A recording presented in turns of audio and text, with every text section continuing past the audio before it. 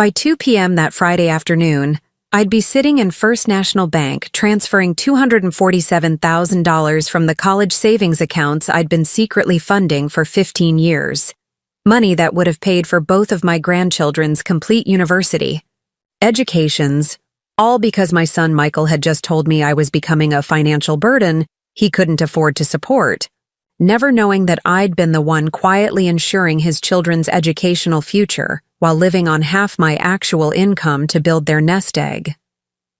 Before we dive into this incredible story of family assumptions and the $250,000 mistake my son made by underestimating his broke mother, make sure to hit that like button, drop a comment telling me about your own family financial drama, and subscribe because you're going to want to see what happens when someone calls their parent a burden while that parent is secretly funding their children's entire future. My name is Dorothy Chen. I'm 72 years old, and this story begins 18 months ago when I made the decision to live modestly and keep my true financial situation private while testing whether my son valued family loyalty or viewed elderly parents as expensive obligations, a test that would reveal his character and cost him more than he earned in 5 years of his accounting career.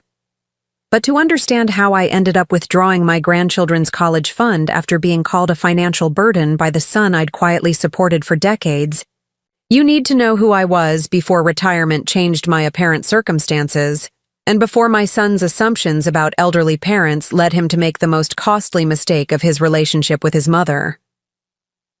For 41 years, I was Dorothy Chen, Senior Financial Advisor at Midwest Investment Partners, one of Illinois' most respected wealth management firms serving the Chicago metropolitan area and surrounding counties.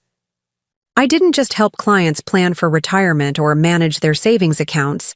I specialized in complex financial strategies that preserved and grew generational wealth for families worth millions of dollars.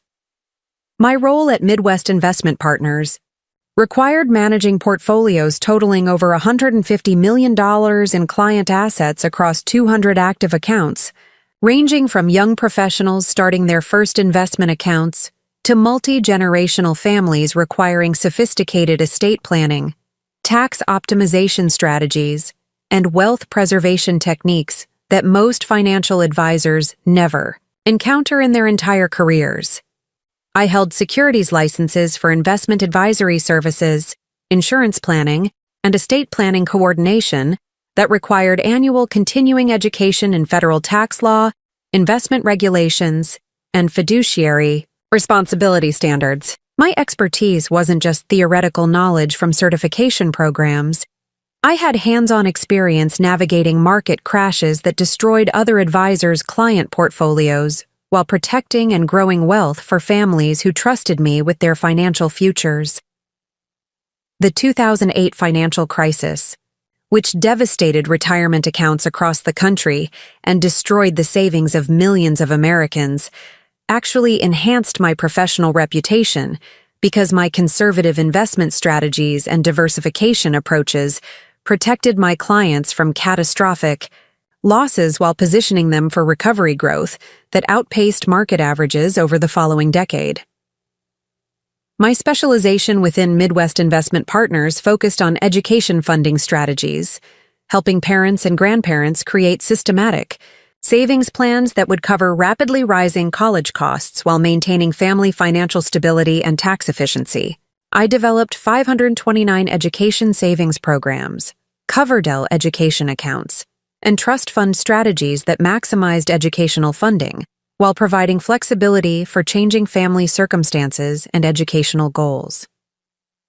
During my career, I helped over 400 families fund their children's and grandchildren's college educations, creating savings strategies that eliminated student loan debt for thousands of young adults and provided educational opportunities that wouldn't have been possible without professional financial planning and systematic investment approaches.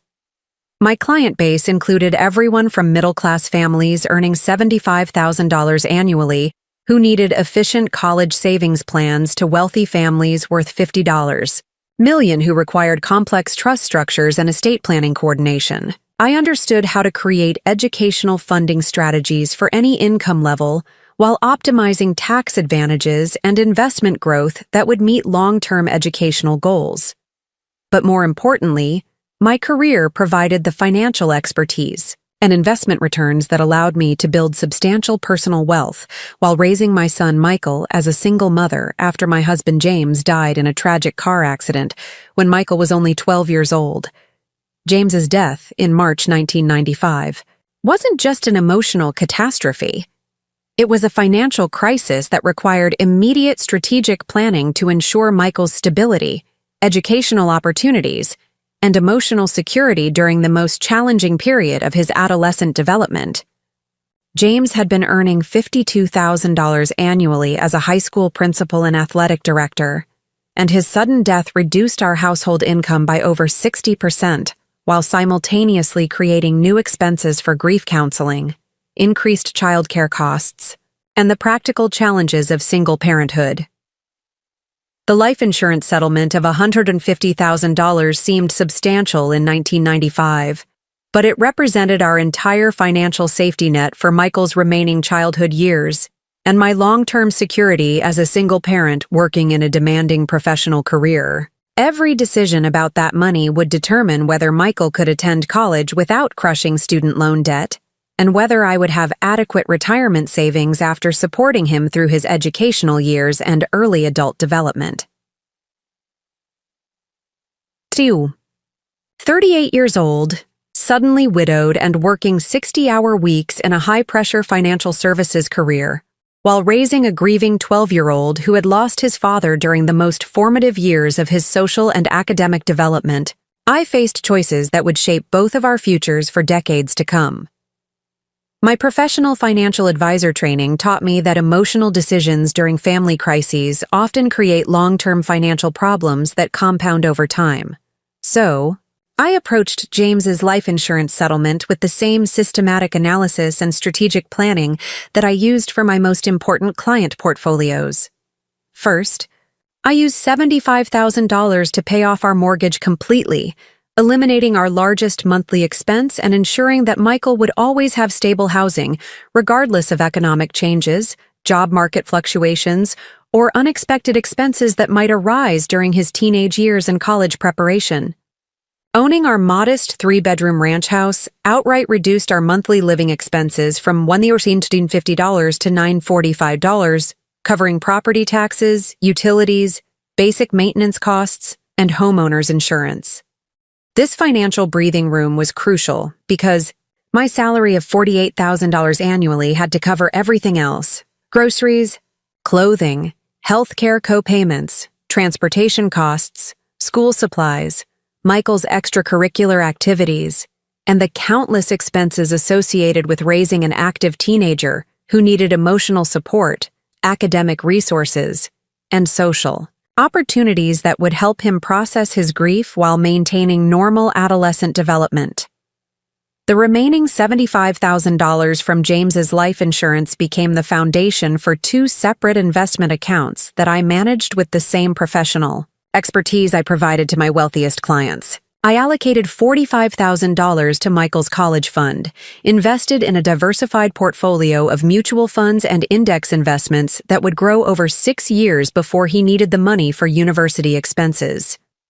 The final $30,000 became the starting point for my retirement savings acceleration, invested in tax-advantaged accounts that would supplement my employer's pension plan and provide long-term financial security during my later years.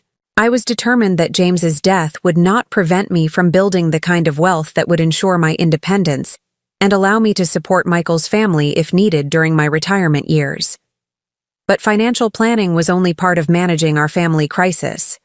Michael was dealing with typical teenage challenges, complicated by profound grief, anger about his father's premature death, and confusion about family financial changes that he was too young to fully understand, but old enough to worry about.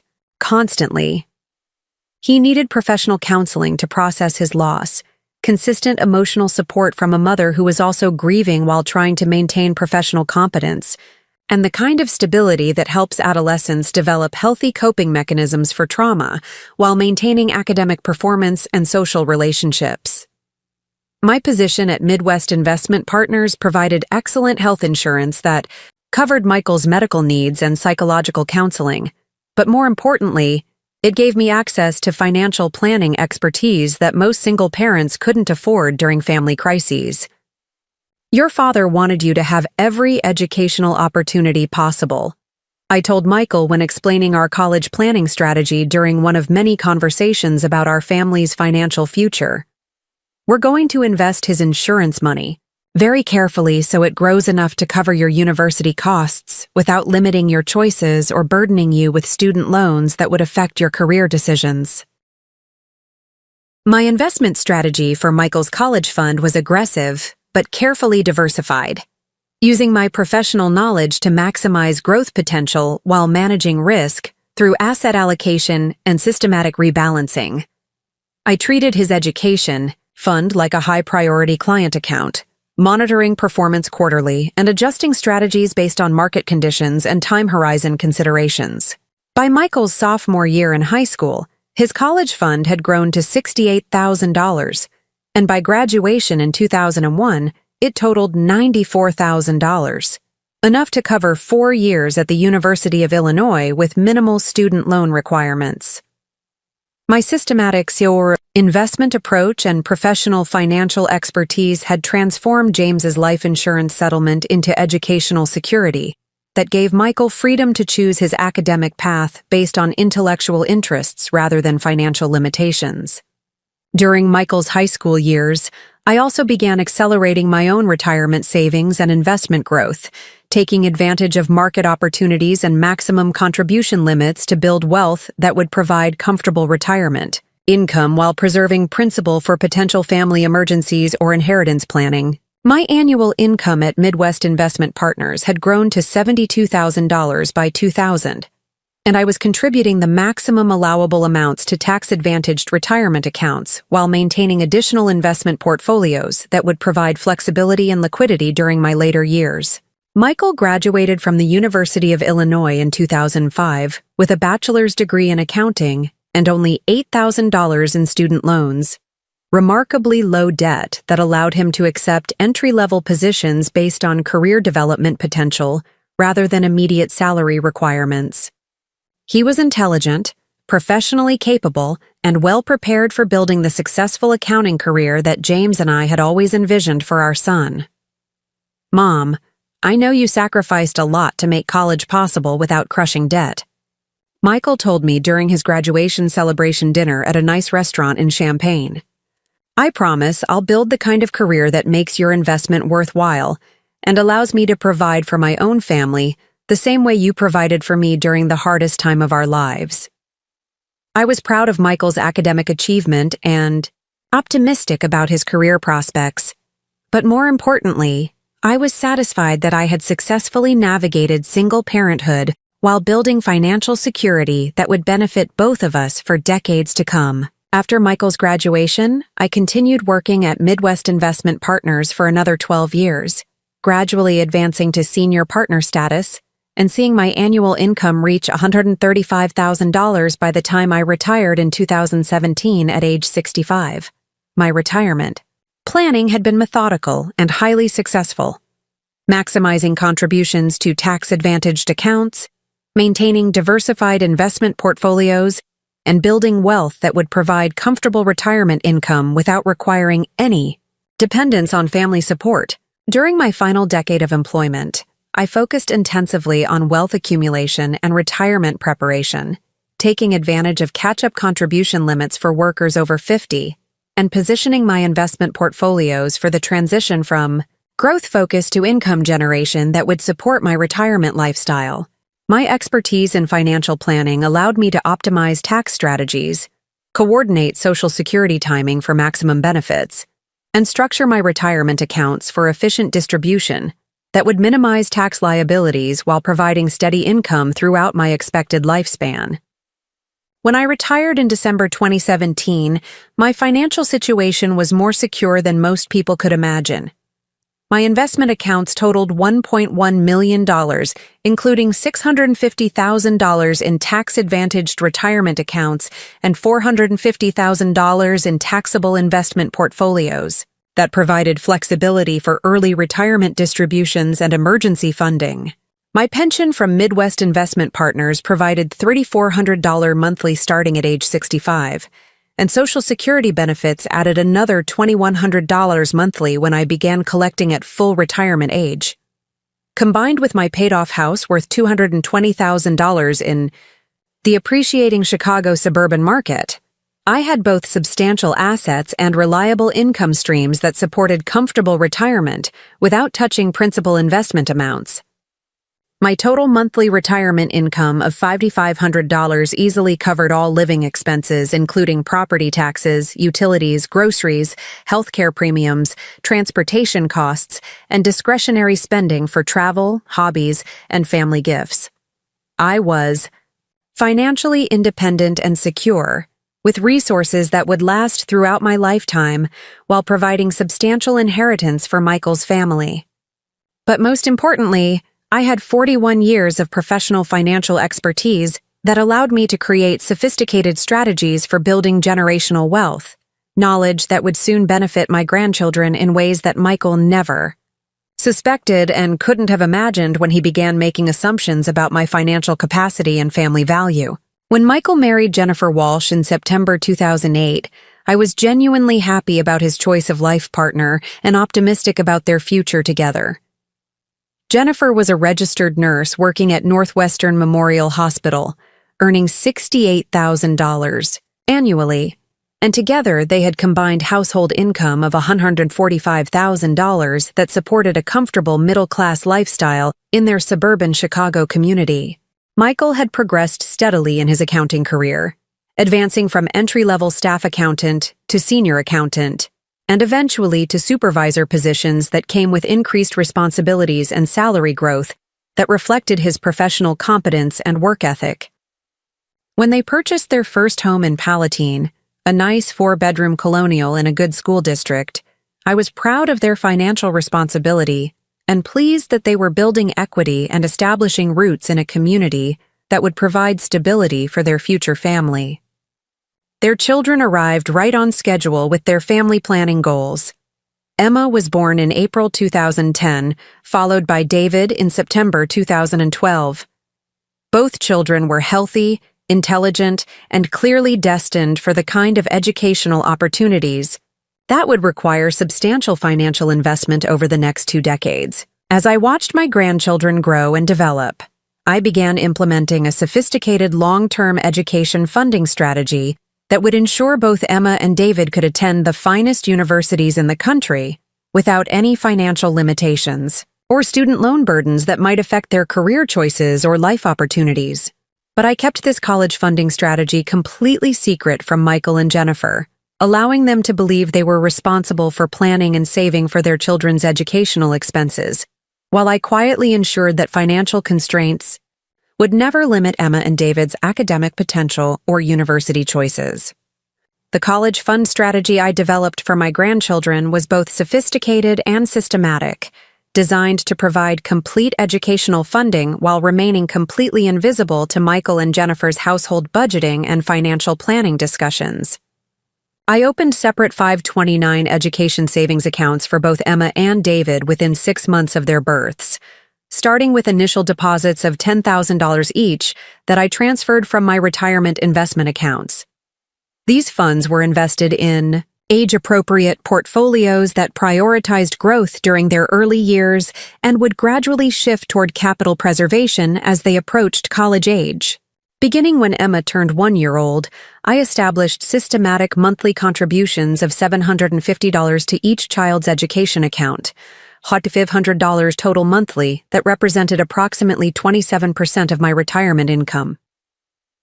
Over 17 years for Emma and 15 years for David, these contributions would grow to substantial educational funds that could cover tuition, room and board, and expenses at the most prestigious universities in the country. My financial planning expertise allowed me to optimize investment allocations within the 529 accounts, using professional-grade asset allocation strategies that maximized growth potential while managing risk through diversification across domestic and international markets, growth and value investments, and large-cap and mid-cap holdings. The accounts were structured to take full advantage of tax benefits available through 529 plans, allowing investment growth to compound tax-free while providing tax-deductible contributions under Illinois state tax law that reduced my annual tax liabilities while building my grandchildren's educational resources.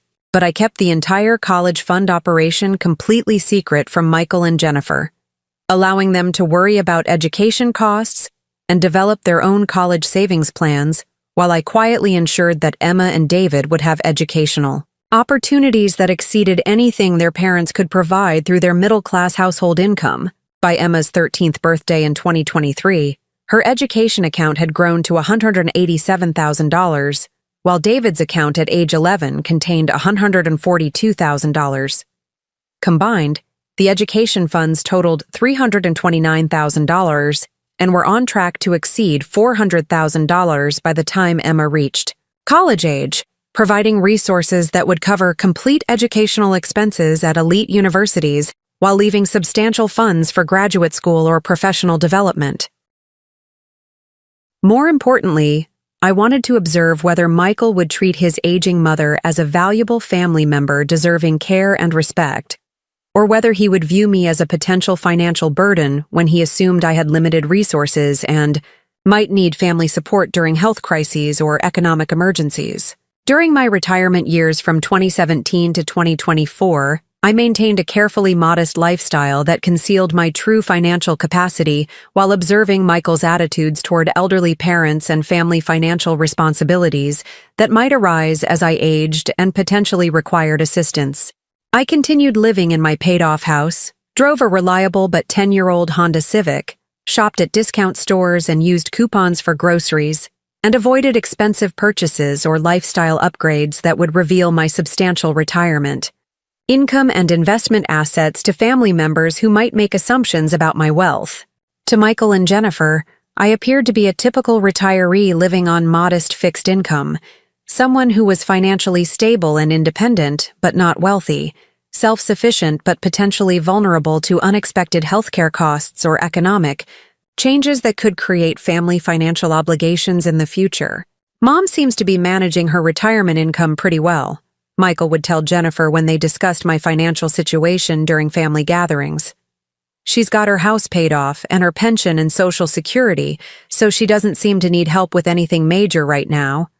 Michael's assessment wasn't entirely wrong about my apparent financial stability, but what he didn't understand was that I was living on less than half my actual income while building his children's college funds and maintaining investment growth that would provide generational wealth for his family if he proved worthy of such substantial financial support. The test I was conducting wasn't about Michael's financial capability to support me if I needed assistance. It was about his willingness to provide emotional support, regular family contact, and genuine care for his mother, regardless of her apparent financial capacity to compensate him for his attention and time. This dynamic would be tested dramatically when I experienced health challenges that created apparent vulnerability and gave Michael the opportunity to demonstrate whether he valued family loyalty or viewed elderly parents as expensive inconveniences when they couldn't provide immediate benefits or financial advantages in return for care and attention. The stage was being set for Michael to make critical assumptions about my financial situation and family value that would ultimately cost him access to $329,000 in educational funding for his children, a catastrophic mistake based on his fundamental misunderstanding of elderly parents who appear financially modest but are actually controlling substantial resources that could transform his family's future for generations to come. Looking back now with the painful clarity that comes from devastating family betrayal, I can see that Michael's character flaws weren't sudden developments that emerged during his adult years when he began viewing elderly parents as potential financial obligations. They were consistent patterns that had been evident since childhood, but that I had consistently rationalized, minimized, or attributed to normal developmental phases rather than recognizing them as fundamental personality traits that would define his approach to family relationships and responsibilities throughout his life. Michael had always been what his teachers diplomatically described as academically capable but emotionally detached. From elementary school through college, he demonstrated intellectual ability and social competence that made him successful in structured environments like school and work, but he consistently struggled with genuine empathy, sustained concern for others, and follow-through on commitments that didn't provide immediate personal benefits or recognition for his efforts.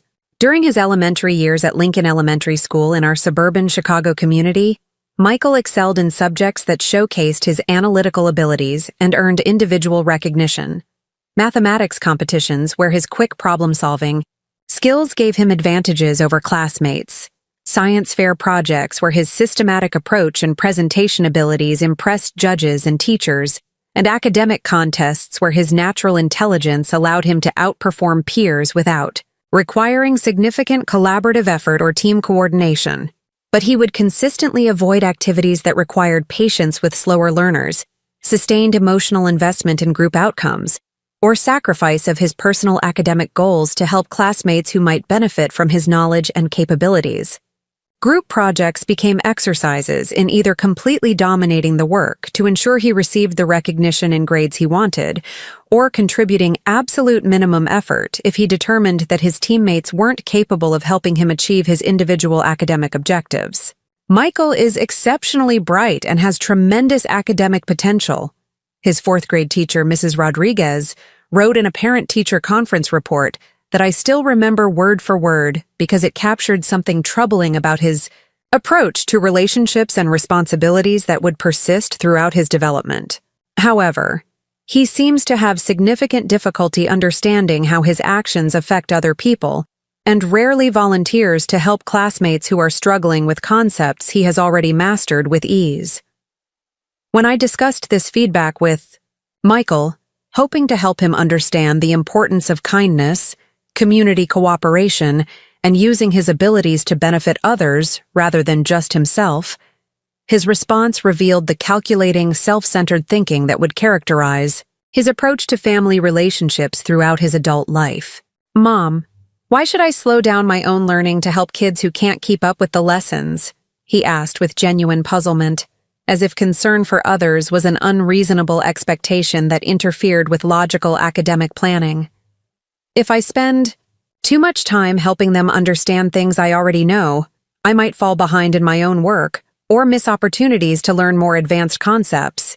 At 9 years old, Michael was already developing sophisticated justifications for selfishness that made his unwillingness to help others sound like rational academic strategy, rather than recognizing that his lack of empathy reflected fundamental character issues that would affect his relationships throughout his life. "Michael, part of being a good person and a valuable community member is caring about others and helping when we have the ability to make a difference," I explained, hoping to instill values of compassion, mutual support, and social responsibility that his father James had always emphasized during family discussions about character and values. "But Mom, Dad also taught me that I should work hard and focus on achieving my potential rather than getting distracted by other people's problems," Michael replied, selectively using James's memory to justify behavior that James would have found disappointing and concerning. "I think Dad would want me to concentrate on my own success, rather than spending time on activities that don't help me reach my goals." This pattern of selectively remembering lessons that supported his preferred behavior while completely ignoring values that would require him to sacrifice his convenience or comfort for others would become a hallmark of Michael's character development throughout his childhood and into his professional and family relationships as an adult. During 5th grade, the concerning pattern intensified when Michael's teacher, Mr. Patterson, specifically requested a parent conference to discuss Michael's approach to peer relationships and group cooperation that had become disruptive to classroom dynamics and worrying from a social development perspective that extended beyond academic performance. "Michael is clearly one of the brightest students I've taught in my 22 years of elementary education," Mr. Patterson explained during our meeting in his classroom after school hours, "but he seems to view his classmates as obstacles to his success rather than as potential friends, collaborators, or community members who deserve basic respect and consideration." "What specific behaviors are you observing that concern you?"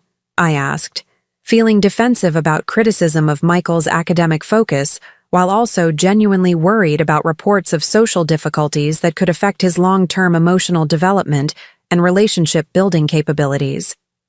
Yesterday, during a group social studies project about Native American cultures, Michael told his 4 teammates that they were too slow and too stupid to contribute meaningfully to the research and presentation, Mr. Patterson explained with obvious professional concern about classroom dynamics and student emotional well-being.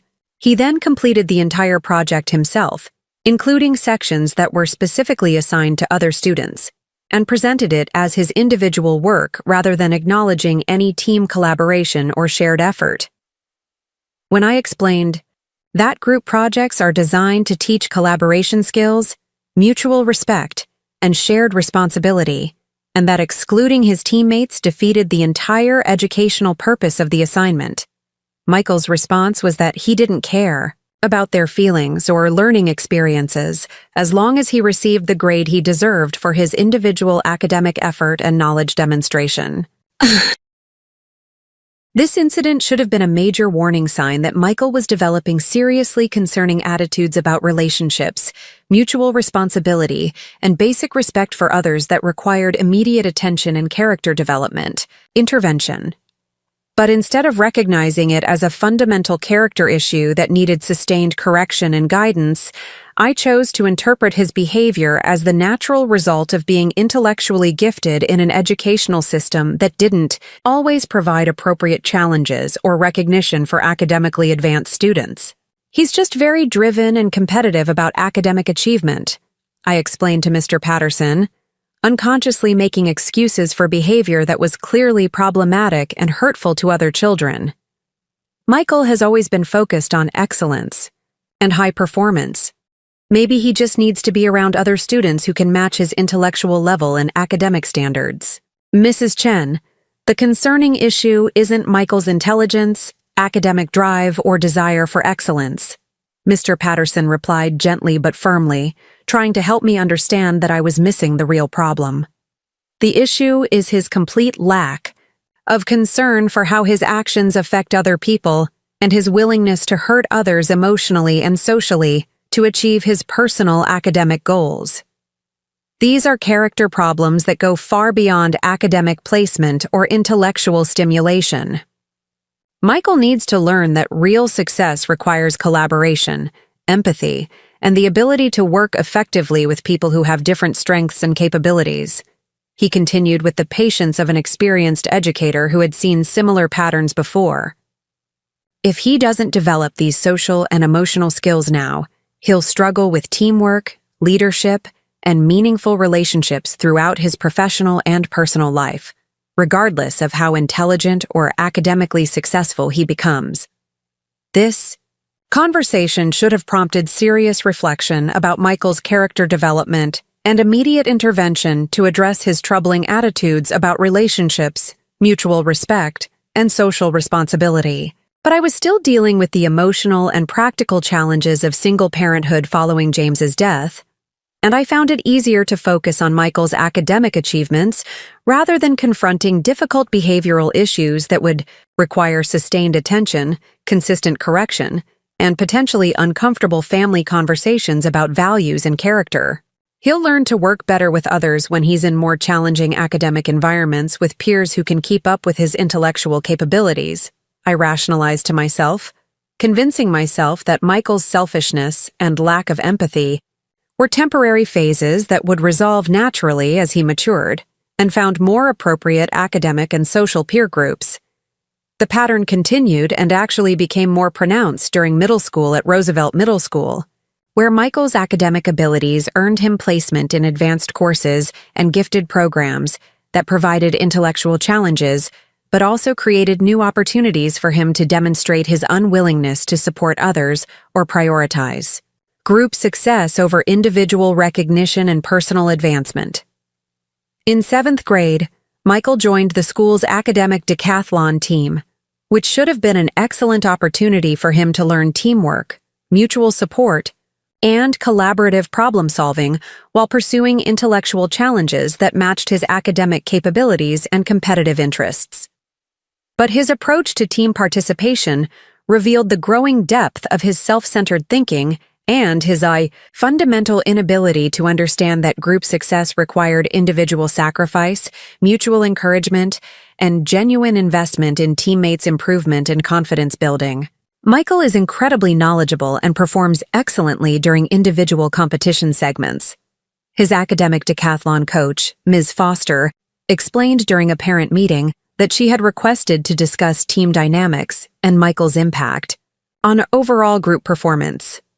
But he consistently undermines team cohesion and group morale by refusing to help struggling team members improve their performance and by openly expressing frustration and contempt for teammates who don't match his academic level or preparation standards. What specific examples can you give me? I asked, hoping the issues were minor personality conflicts that could be resolved through better communication strategies or role adjustments within the team structure. During practice sessions, Michael will answer questions quickly and correctly, demonstrating his knowledge and preparation, Ms. Foster explained with the diplomatic tone that educators use when discussing difficult student behaviors with parents. But when teammates struggle with similar questions or need additional explanation to understand concepts, he'll make comments like, "This is completely obvious," or, "How do you not know something this basic?" rather than offering assistance, encouragement, or constructive guidance. His behavior makes other students feel stupid, inadequate, and unwelcome on the team, which destroys group morale and actually hurts our overall competitive performance, she continued. Academic decathlon is as much about team confidence and mutual support as it is about individual knowledge, and Michael's attitude creates an environment where teammates become afraid to participate or ask questions. More concerning from a character development perspective, when I've directly asked Michael to help tutor struggling teammates or provide additional explanation for concepts they're having difficulty with, he's refused, saying that their poor performance isn't his responsibility, and that he shouldn't have to sacrifice his own preparation time to help people who aren't smart enough to be on the team anyway. This feedback revealed that Michael's selfishness and lack of empathy were becoming more calculated and deliberate as he got older, rather than improving through natural maturation, social learning, or moral development. He was actively choosing to prioritize his individual recognition over team achievement and was willing to hurt others emotionally and socially to maintain his sense of superiority and personal advancement. When I discussed this behavior with Michael, hoping to help him understand basic principles of teamwork, mutual support, and using his abilities to benefit others rather than just himself, his response demonstrated that he had developed increasingly sophisticated justifications for his selfishness and unwillingness to invest in other people's success or well-being. "Mom, I joined academic decathlon to challenge myself intellectually and compete at a high level," he explained with the kind of logical, reasonable tone that made his selfishness sound like responsible goal-setting and strategic thinking. If other kids can't handle the academic requirements or keep up with the preparation standards, that's not my fault, and it's definitely not my responsibility to fix their problems or compensate for their limitations. "But Michael, part of being on a team is helping your teammates succeed and supporting group performance," I replied, trying to help him understand fundamental principles of collaboration, mutual responsibility, and community building. "Your individual success and the team's overall success are connected, and everyone benefits when team members help each other improve. But Mom, if I spend my limited time teaching other people things they should already know or helping them reach basic competency levels, I won't have adequate time to prepare properly for my own competition categories," he argued with convincing logic that made his selfishness sound like efficient time management. "That could hurt my individual scores, damage my academic reputation, and reduce my chances for academic recognition and scholarship opportunities that could affect my entire future. Besides," he added, revealing the full depth of his calculating, self-centered thinking, "if these kids can't handle academic decathlon requirements without constant tutoring and hand-holding, maybe they shouldn't be on the team in the first place. The team would be stronger and more competitive with better students who don't need remedial help to meet basic performance standards." Michael was 13 years old and already demonstrating the kind of ruthless cost-benefit analysis approach to relationships that would characterize his treatment of family members throughout his adult life. He viewed other people as either useful for achieving his goals or as obstacles to be avoided, rather than understanding that relationships required mutual care, support, and investment regardless of immediate personal benefit or strategic advantage. The most troubling aspect of this pattern was that Michael's selfishness and lack of empathy were often rewarded in academic and social contexts that prioritized individual achievement over character development, moral growth, or community building. His high test scores, academic awards, debate victories, and articulate presentation skills earned praise from teachers, admiration from peers, and recognition from school administrators, while his unwillingness to support others was often overlooked, excused, or even implicitly encouraged as competitive drive and academic focus. During 8th and 9th grades, Michael's academic success continued to mask his character deficiencies and provide external validation for his self-centered approach to relationships and responsibilities. He earned straight A's, won regional mathematics competitions, received recognition for his debate skills and public speaking abilities, and was accepted into advanced placement courses that enhanced his high school academic preparation and college admission prospects. But his approach to family responsibilities during this period revealed the concerning patterns that would eventually define his treatment of me during my later years, when he believed I was financially vulnerable and potentially dependent on his support, attention, and care. When James's mother, Michael's beloved grandmother Eleanor, was diagnosed with Alzheimer's disease during Michael's freshman year of high school, our family faced the first major crisis that would test Michael's willingness to sacrifice his personal convenience and academic priorities to support family members during difficult times that required sustained emotional investment and practical assistance. Grandmother Eleanor had been a central figure in Michael's life since his father's death, providing emotional support, homework help, and the kind of consistent grandparent presence that helps children process grief while maintaining stability and family connection. She had attended his school events, celebrated his academic achievements, and provided the kind of unconditional love and encouragement that grandparents uniquely offer to developing adolescents. But Michael's response to Eleanor's Alzheimer's diagnosis revealed his fundamental inability to prioritize family needs over personal comfort, academic convenience, and social activities that he valued more than family responsibility and emotional support for vulnerable relatives. Michael, Grandma Eleanor is going through a really difficult time with her memory problems, and she needs more family support and regular visits, I explained during a family meeting after Eleanor's neurologist confirmed her Alzheimer's diagnosis and discussed care recommendations. That means all of us need to spend more time with her, help with daily activities she's having trouble managing, and provide emotional support while she adjusts to her condition. Michael's immediate response was revealing and deeply troubling. How long is Grandma's condition going to last? Because I have some really important academic competitions and college preparation activities this semester that I can't afford to miss or perform poorly in because of family obligations. Michael, your grandmother has Alzheimer's disease, I said, shocked by his focus on academic convenience rather than family crisis and emotional support for someone who had been central to his emotional development. We don't know exactly how her condition will progress, but family needs to come first during this difficult transition period. I understand that Grandma is sick, he replied with the careful, diplomatic tone that indicated he was saying what he thought I wanted to hear rather than expressing genuine concern or emotional investment. But I also can't let her illness interfere with my academic goals or college preparation timeline. That wouldn't be good for anyone in the long run, including Grandma. Eleanor, who was sitting right there during this conversation despite her increasing confusion and memory difficulties, looked hurt, but unfortunately not surprised by Michael's response. Sweetheart, I'm not asking you to sacrifice your education or your future opportunities, she said quietly, her voice already showing the uncertainty that came with her developing cognitive impairment.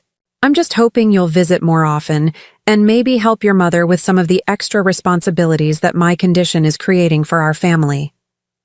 "Of course I'll help when I can," Michael agreed readily, using the kind of vague commitment that sounded helpful while providing maximum flexibility to avoid actual responsibility. "But I need to make sure that family obligations don't interfere with my academic priorities or my preparation for college admission requirements and scholarship applications." What became clear over the following months was that Michael's definition of helping when I can meant helping only when it was completely convenient for his schedule and didn't require him to sacrifice anything he actually wanted to do or any activities that provided personal benefit or advancement opportunities. When Eleanor needed transportation to medical appointments because her memory problems made driving unsafe, Michael was consistently unavailable due to academic obligations, extracurricular activities, or social commitments that he presented as non-negotiable and more important than family medical needs. "I have debate team practice this afternoon," he would say when asked to provide transportation or accompany Eleanor to neurologist appointments. "Coach said missing practice could affect my chances for state competition, and that's really important for my college application portfolio and academic scholarship opportunities. I have a study group for AP Calculus today," he would explain when Eleanor needed help with household tasks that had become difficult due to her cognitive decline. "These study sessions are crucial for my grade point average and standardized test preparation, and I can't afford to fall behind in my college preparation because of family responsibilities. I promised Sarah I'd help her with her chemistry lab report," he would offer when I asked him to spend time with Eleanor, who was feeling increasingly isolated and confused as her condition progressed. "She's counting on me, and I can't let her down when she needs academic support." The irony was obvious and painful. Michael was always available to help friends, classmates, and teachers with their academic projects, college applications, and social activities, but never seemed to have time to help his own grandmother during a devastating illness that required family support and emotional presence. He had learned to present himself as helpful, caring, and community-minded to the outside world, while reserving his most selfish and uncaring behavior for family members who loved him unconditionally and had supported him throughout his entire life.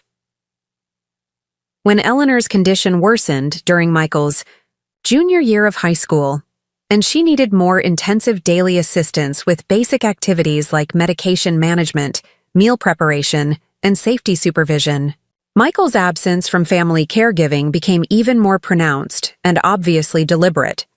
Instead of recognizing that his grandmother was experiencing cognitive decline that required family presence and emotional support during her most vulnerable period, Michael seemed to increase his involvement in extracurricular activities, social commitments, and academic projects that kept him away from home and family responsibilities. "Michael, Grandma Eleanor is really struggling with daily activities and needs more family presence and assistance," I said during one of many conversations where I tried to help him understand the gravity of Eleanor's situation and our family's responsibility to provide care during her illness. "She gets confused about her medications, forgets to eat regular meals, and sometimes doesn't recognize familiar surroundings or remember basic safety procedures. She needs family members around who can provide guidance, companionship, and practical assistance with tasks that have become difficult for her." "I do care about Grandma," Michael replied with what seemed like genuine confusion about family expectations. "But I don't see how me sitting around the house being sad about her condition is going to help her get better or improve her quality of life. I think Grandma would want me to keep focusing on my academic success and future goals rather than getting depressed about her illness." "It's not about sitting around being sad," I explained with increasing frustration about his inability to understand basic family responsibility and emotional support. "It's about being present and available when she needs companionship, assistance, or just the comfort of having family members nearby. It's about showing her that she's important to you and that her well-being matters more than your extracurricular activities. But Mom, these academic activities are important for my college applications and scholarship opportunities. Michael protested with the same logical tone that made his selfishness sound like responsible planning and strategic thinking. Grandma always told me that education should be my top priority and that I should work hard to achieve success. I'm just following the values she taught me throughout my childhood. Michael had developed a sophisticated ability to reframe his selfishness as virtue, presenting his unwillingness to sacrifice for family as evidence that he was following family values about education, achievement, and personal responsibility. He could make his absence during crisis sound like dedication to principles, rather than acknowledging that he simply didn't want to deal with the emotional demands and practical inconveniences of caring for an ill family member. When Eleanor's condition required her to move into a memory care facility during Michael's senior year of high school, his response was notably detached and focused on practical considerations rather than emotional support for a family member who was losing her independence and familiar surroundings. While I was dealing with the heartbreak of placing Eleanor in institutional care and struggling to manage the emotional and financial stress of her illness while maintaining my career and supporting Michael's final year of high school, Michael seemed primarily concerned about how Eleanor's care costs and family stress might affect his college application timeline and graduation activities. "I know this is a difficult time for everyone," he said, during the process of transitioning Eleanor to the memory care facility, "but I need to make sure that Grandma's situation doesn't negatively impact my college applications or scholarship." Interviews. "I've been working toward early admission deadlines, and I can't afford to let family stress affect my academic performance or college preparation now." "Michael, your grandmother is losing her independence and moving to institutional care," I said, hardly able to believe we were having this conversation during one of the most painful periods of our family's life. "College applications can be adjusted or postponed if necessary while we handle this family crisis and make sure Eleanor receives the care and support she needs." "But Mom, college application deadlines are completely non-negotiable," he replied, with the kind of logical, urgent tone that made his selfishness sound reasonable and necessary. "Early admission opportunities only come once, and any delays could affect my chances for admission and scholarship funding that will determine my entire academic and career future." Besides, he added, revealing his ability to use family members' illnesses for personal advantage. "Grandma's Alzheimer's diagnosis might actually help my college application essays if I write about how caring for a family member with dementia taught me about perseverance, family responsibility, and overcoming challenges." Eleanor had indeed taught Michael about family responsibility and overcoming challenges. But the lessons he had actually learned were how to avoid caregiving duties while extracting useful narratives from family crises for personal advancement and academic benefit. The college application essay Michael eventually wrote was emotionally manipulative and factually misleading, presenting him as someone who had learned profound lessons about family loyalty, personal sacrifice, and compassionate caregiving through his grandmother's illness. But the reality was that Michael had learned to observe other people's struggles without participating in them, and to extract useful stories from family difficulties without actually providing support during those difficulties. The essay helped Michael gain admission to the University of Illinois with partial scholarship support, and I was proud of his academic achievement, even while recognizing that his success had been built on avoiding rather than embracing the family responsibilities that Eleanor's illness had created for our household. During Michael's college years, he maintained minimal contact with me unless he needed something specific: financial support for expenses not covered by his scholarship and college fund, career advice for internship applications, professional networking connections through my financial services contacts, or practical assistance with housing, transportation, or academic planning that required adult expertise or resources. Our conversations during this period were pleasant but superficial, focused primarily on his academic achievements, social activities, career planning, and future goals, rather than building deeper emotional connections, expressing genuine interest in my life and well-being, or maintaining meaningful family relationships. That went beyond transactional exchanges. "How are your accounting courses going this semester?" I would ask during our monthly phone calls. "Really well," he would reply with enthusiasm about his academic progress and career prospects.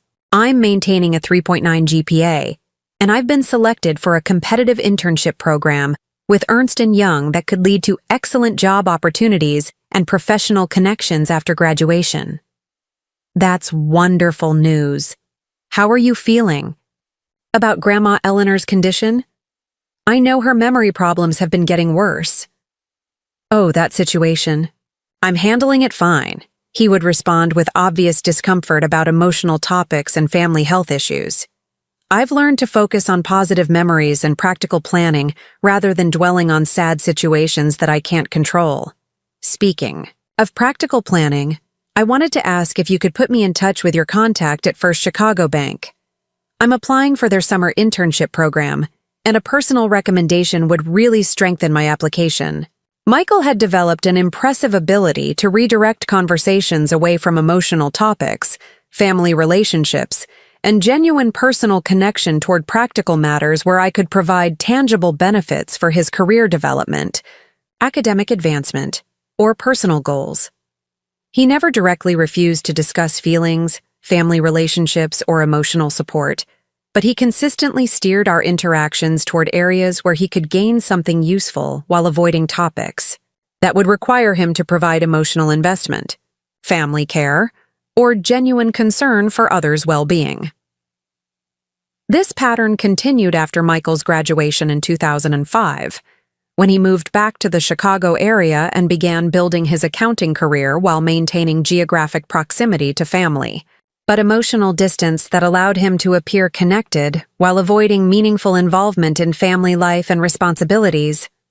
Michael's career development was steady and professionally successful, progressing from entry-level staff accountant to senior accountant and eventually supervisory positions over a period of 10 years, with salary increases that supported a comfortable middle-class lifestyle after his marriage to Jennifer in 2008 and the birth of their children Emma in 2010 and David in 2012.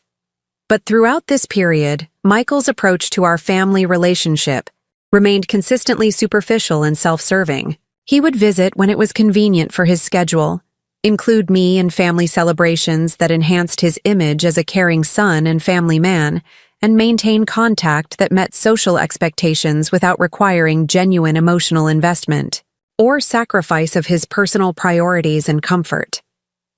The pattern I had observed during Eleanor's illness, where Michael was always available to help others but rarely available to help family, continued during my retirement years. Michael would enthusiastically participate in community volunteer activities, assist neighbors with home improvement projects, help colleagues with professional development, and maintain business relationships that enhanced his career prospects and social reputation, but he rarely initiated contact with me or showed genuine interest in my daily life beyond basic health and safety concerns. "Michael is such a helpful community member," Jennifer would mention during our occasional conversations. "He volunteers with the Youth Basketball League and helps organize the neighborhood block parties. He's really good at community involvement and leadership activities. He's very committed to professional development too," she would add. "He mentors junior accountants at his firm and participates in continuing education programs that keep him current with industry changes and career advancement opportunities." I was pleased that Michael was building a reputation as a helpful professional and engaged community member, but I was also puzzled by his willingness to provide substantial time and effort to neighbors, colleagues, and community organizations while maintaining such limited involvement with me, despite our family relationship and geographic proximity.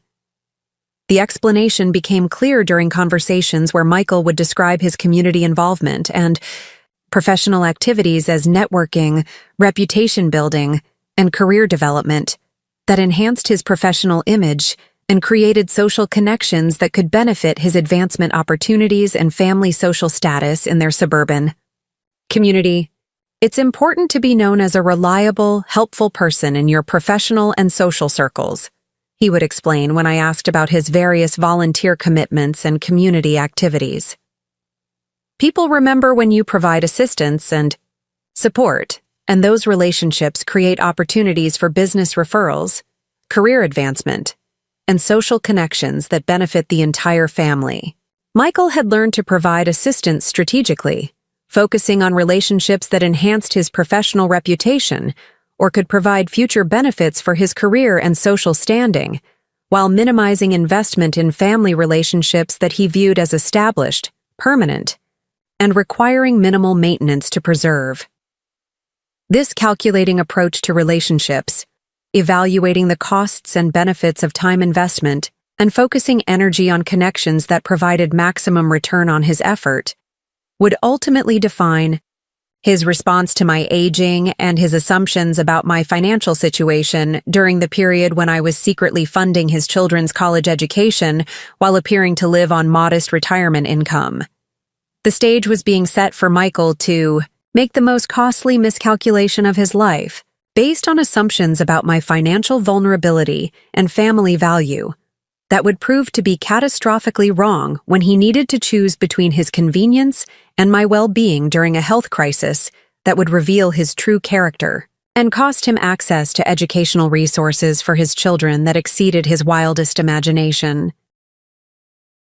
His decision to prioritize his comfort over family responsibility would cost him more money than he would earn in a decade of his accounting career, all because he failed to understand that the mother he was planning to view as a financial burden was actually the source of his children's educational security and future opportunities.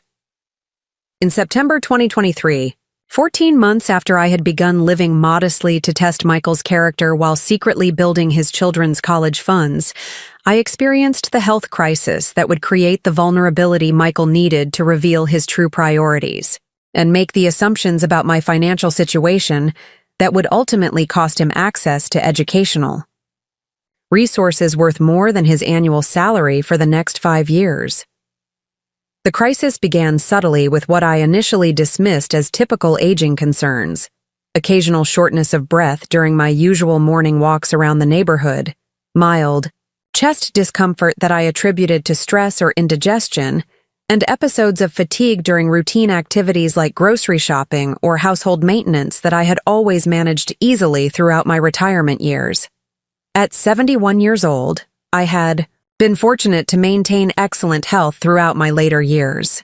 My annual medical checkups consistently showed normal blood pressure, healthy cholesterol levels, strong bone density, and the kind of overall cardiovascular condition that my cardiologist, Dr. Amanda Morrison, described as remarkable for your age and lifestyle. I took minimal medications, just a daily multivitamin, calcium supplement, and occasional ibuprofen for minor aches and pains associated with gardening and household activities. My active retirement lifestyle included daily 45-minute walks through my tree-lined suburban neighborhood, regular gardening that kept me physically engaged and provided fresh vegetables for healthy meals, weekly grocery shopping and errands that maintained my independence, and participation in community activities like the local investment club and library volunteer programs that provided both social interaction and intellectual stimulation. I felt capable, energetic, and optimistic about maintaining my health, independence, and active lifestyle throughout my later years. My financial planning had included comprehensive healthcare coverage through Medicare supplementation and long-term care insurance that would protect my assets while ensuring access to quality medical care if health issues arose. But during late August 2023, I began experiencing symptoms that were subtle enough to rationalize individually, but concerning when considered together as potential indicators of developing cardiovascular problems that required medical evaluation and possibly significant lifestyle changes or treatment interventions. The shortness of breath episodes occurred primarily during physical activities that had never been challenging: climbing the stairs to my second-floor bedroom, carrying groceries from the car to the house, or working in my garden for more than 30 minutes at a time. Initially, I attributed these episodes to seasonal allergies, changes in humidity, or normal age-related decreases in stamina that required gradual adjustments to my activity levels. The chest discomfort was more concerning because it occurred unpredictably during both physical activity and rest periods. Sometimes I would feel a tight, pressing sensation in my chest while walking, but other times the discomfort would appear while I was reading quietly or watching television in the evening. The episodes lasted anywhere from a few minutes to nearly an hour, and they were often accompanied by mild nausea and sweating that made me feel weak and unsteady. Most troubling were the fatigue episodes that began affecting activities I had always enjoyed and managed independently. My weekly grocery shopping trips, which had been pleasant social outings that allowed me to maintain community connections while managing household needs, began feeling exhausting and overwhelming after just 30 minutes in the store. Gardening. Work that typically energized me and provided satisfaction throughout the growing season became tiring after just 15 or 20 minutes of weeding, planting, or harvesting. I would find myself needing to sit down frequently and take extended breaks between tasks that had previously been easy and enjoyable. Everyone experiences these kinds of changes as they get older, I told myself when these symptoms occurred. It's probably just the normal aging process, and maybe some seasonal stress that will improve once I adjust my expectations and activity levels appropriately. But by early September, the symptoms had increased in frequency and intensity to the point where I could no longer dismiss them as normal aging or attribute them to temporary stress, seasonal changes, or minor lifestyle factors that would resolve naturally over time. The shortness of breath was occurring during minimal activities like walking from my bedroom to the kitchen or carrying a basket of laundry from the washing machine to the folding area. The chest discomfort episodes were happening almost daily and were severe enough to make me stop whatever I was doing and sit down until they passed. Most concerning, I was experiencing episodes of dizziness and lightheadedness that affected my confidence about driving, household safety, and maintaining the independent lifestyle that had been central to my retirement planning and personal identity as a capable, self-sufficient adult. During the second week of September, I experienced a frightening episode that forced me to acknowledge that I needed immediate medical evaluation and possibly assistance with daily living activities that I had always managed completely independently. Had driven to Jewel Osco for my weekly grocery shopping, a routine trip that I'd been making to the same store for over 15 years. But after loading groceries into my car and preparing to drive home, I experienced such severe chest pain and shortness of breath that I was unable to start the car or feel confident about driving safely. The episode wasn't just discomfort or mild symptoms that I could manage through rest and patience. For nearly 20 minutes, I sat in my car in the grocery store parking lot, experiencing chest pain that radiated to my left arm, shortness of breath that made me feel like I couldn't get adequate air despite breathing deeply, and dizziness that made me afraid I might lose consciousness. Eventually, the symptoms subsided enough for me to drive home very slowly and carefully, but the experience was terrifying and humiliating in ways that forced me to confront the possibility that I was developing serious cardiovascular problems that could affect my independence, safety, and ability to maintain the lifestyle I had planned for my retirement years. That evening, I called Dr. Morrison's office and scheduled an emergency appointment for comprehensive cardiovascular evaluation, stress testing, and discussion of potential causes and treatment options for symptoms that were clearly beyond normal aging and required professional medical intervention. Mrs. Chen, I'm very glad you called, Dr. Morrison said when I described my symptoms during our phone conversation. The combination of chest pain, shortness of breath, fatigue, and dizziness that you're describing could indicate several different cardiovascular conditions that require immediate evaluation and diagnostic testing. We need to get you in for a complete workup as soon as possible. The medical appointment was scheduled for the following Monday, but Dr. Morrison advised me to avoid driving until we understood the cause of my symptoms and to consider asking family members or friends to assist with errands, transportation, and activities that might be affected by cardiovascular symptoms or treatment side effects. Mrs. Chen, I don't want to alarm you unnecessarily, but cardiovascular symptoms can be unpredictable and potentially dangerous, she explained with the careful professional tone that doctors use when discussing serious health concerns. Until we determine what's causing these episodes, it would be safer to limit your driving and ask for help with activities that could be problematic if you experience symptoms while away from home. This conversation marked the beginning of a period when I would need to acknowledge my developing health vulnerability and request assistance from family members, specifically Michael, during a medical crisis that would test his willingness to prioritize my well-being over his personal convenience and reveal his true character when I appeared to be potentially dependent on his support and care. The decision to contact Michael about my health concerns was complicated by several factors that made me hesitant to reach out for family support during what appeared to be a developing medical emergency. First, our relationship had been pleasant, but emotionally distant for years, with limited regular contact beyond holiday celebrations, birthday phone calls, and occasional family dinners where conversation remained superficial and focused on his career achievements and his children's activities. I didn't want to seem needy, dramatic, or demanding by suddenly requiring assistance after years of complete independence and self-sufficiency. I was also aware that Michael and Jennifer had busy lives with demanding careers, teenage children involved in multiple activities, and community commitments that filled their schedules and limited their availability for additional family obligations or caregiving responsibilities. Most importantly, I was still maintaining complete secrecy about my true financial situation and the college funds I was building for Emma and David, which meant that Michael believed I was living on modest retirement income and had limited financial resources for hiring professional assistants, medical care, or services that might make caregiving less burdensome for family members. From Michael's perspective, I appeared to be a typical elderly retiree who might soon require family support for medical care, transportation assistance, and potentially long-term caregiving if my health problems proved to be serious or progressive. He had no idea that I was financially capable of hiring professional assistants, paying for premium medical care, or compensating family members for time and effort they invested in my care.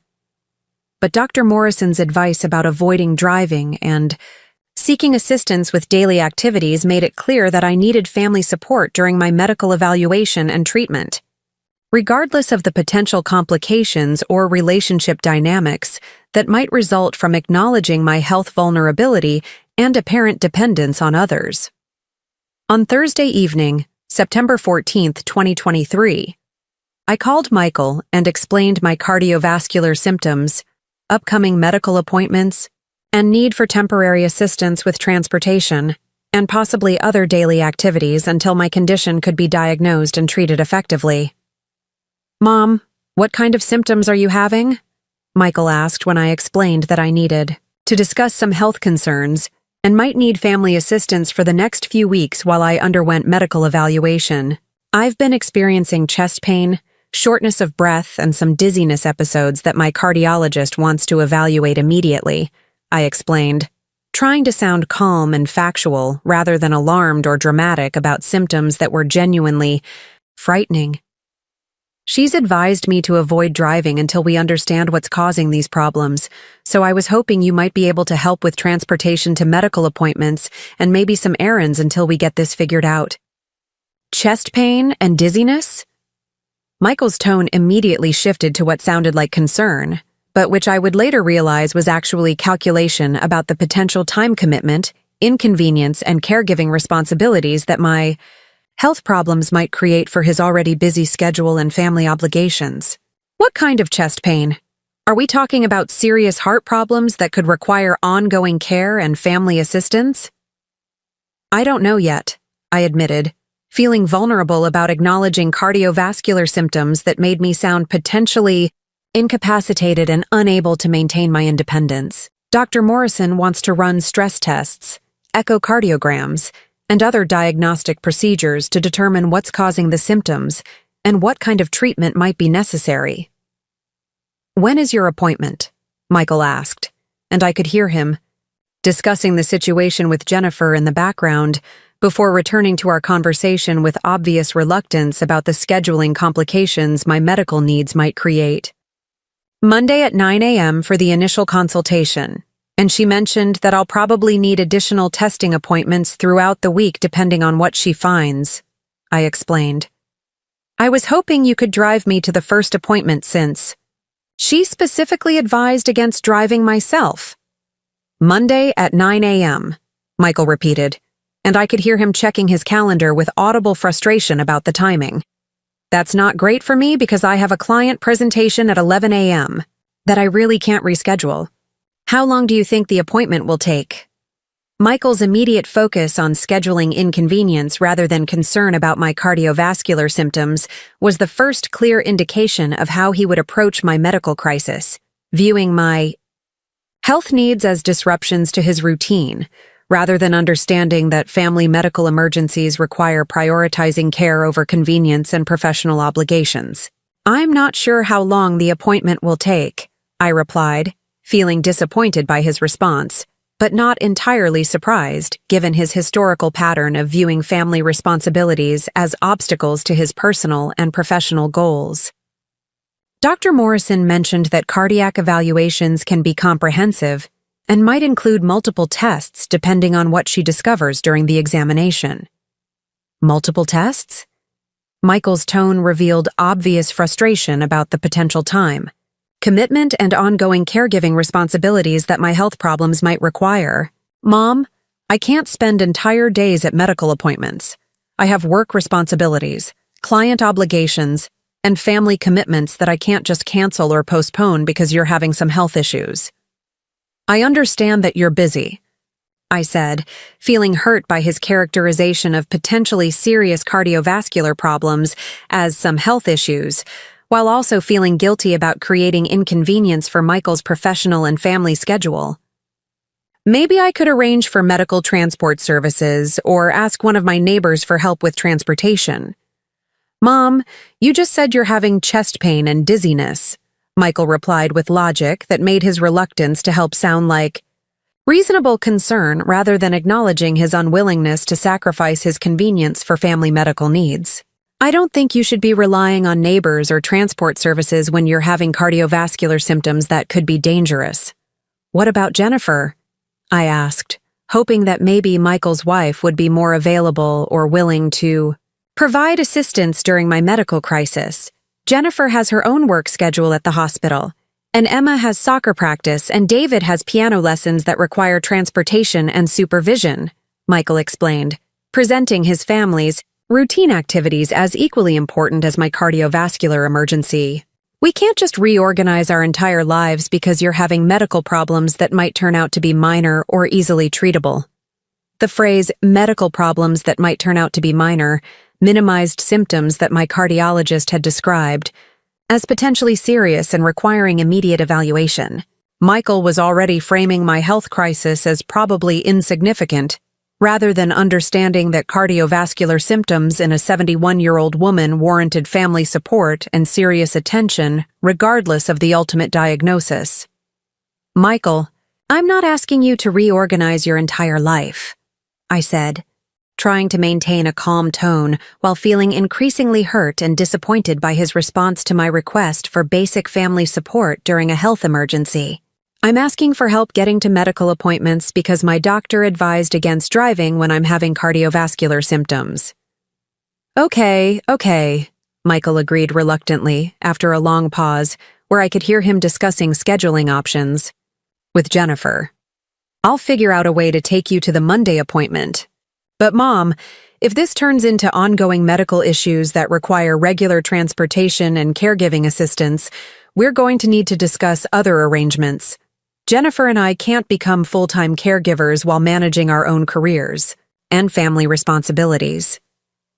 The conversation ended with Michael agreeing to provide transportation to my initial medical appointment, but his reluctance and immediate discussion of other arrangements revealed his assumption that my health problems were likely to require sustained care that he wasn't willing to provide, even temporarily during diagnosis and treatment.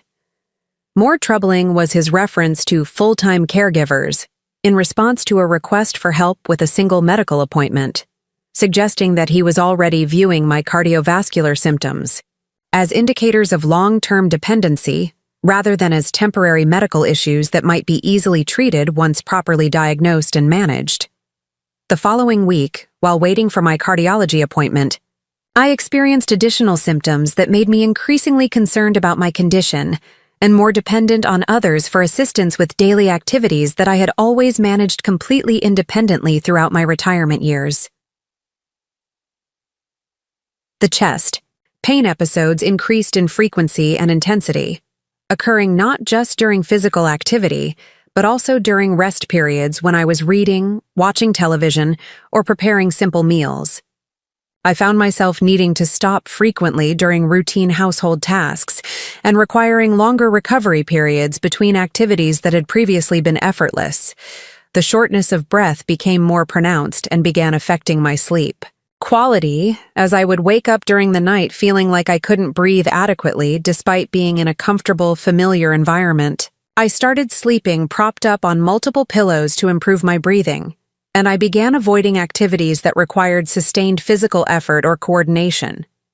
Most concerning were episodes of chest pain combined with nausea and sweating that occurred unpredictably and made me feel weak, dizzy, and genuinely frightened about my cardiovascular condition and immediate safety. These episodes forced me to acknowledge that I was becoming genuinely vulnerable and potentially unable to live completely independently without assistance, at least until my medical condition could be diagnosed and treated effectively. These symptoms created the exact vulnerability that would allow Michael to reveal his true priorities when faced with caregiving responsibilities that offered no personal benefit, professional advancement, or compensation for his time and effort. On Monday, September 18th, Michael arrived at my house to provide transportation to my cardiology appointment. But his behavior during the drive revealed his attitude toward my health crisis and his resentment about providing family support that interfered with his professional schedule and personal priorities. "Mom, I want you to know that I had to reschedule 2 important client meetings to be here today," he announced as we drove to Dr. Morrison's office. "This appointment is potentially costing me commission opportunities and could affect my monthly sales targets and year-end performance evaluation." "I appreciate you taking time from work," I replied, feeling guilty about the professional inconvenience while also feeling hurt that he was quantifying the cost of helping his mother during a cardiovascular emergency. "I understand that this creates complications for your schedule.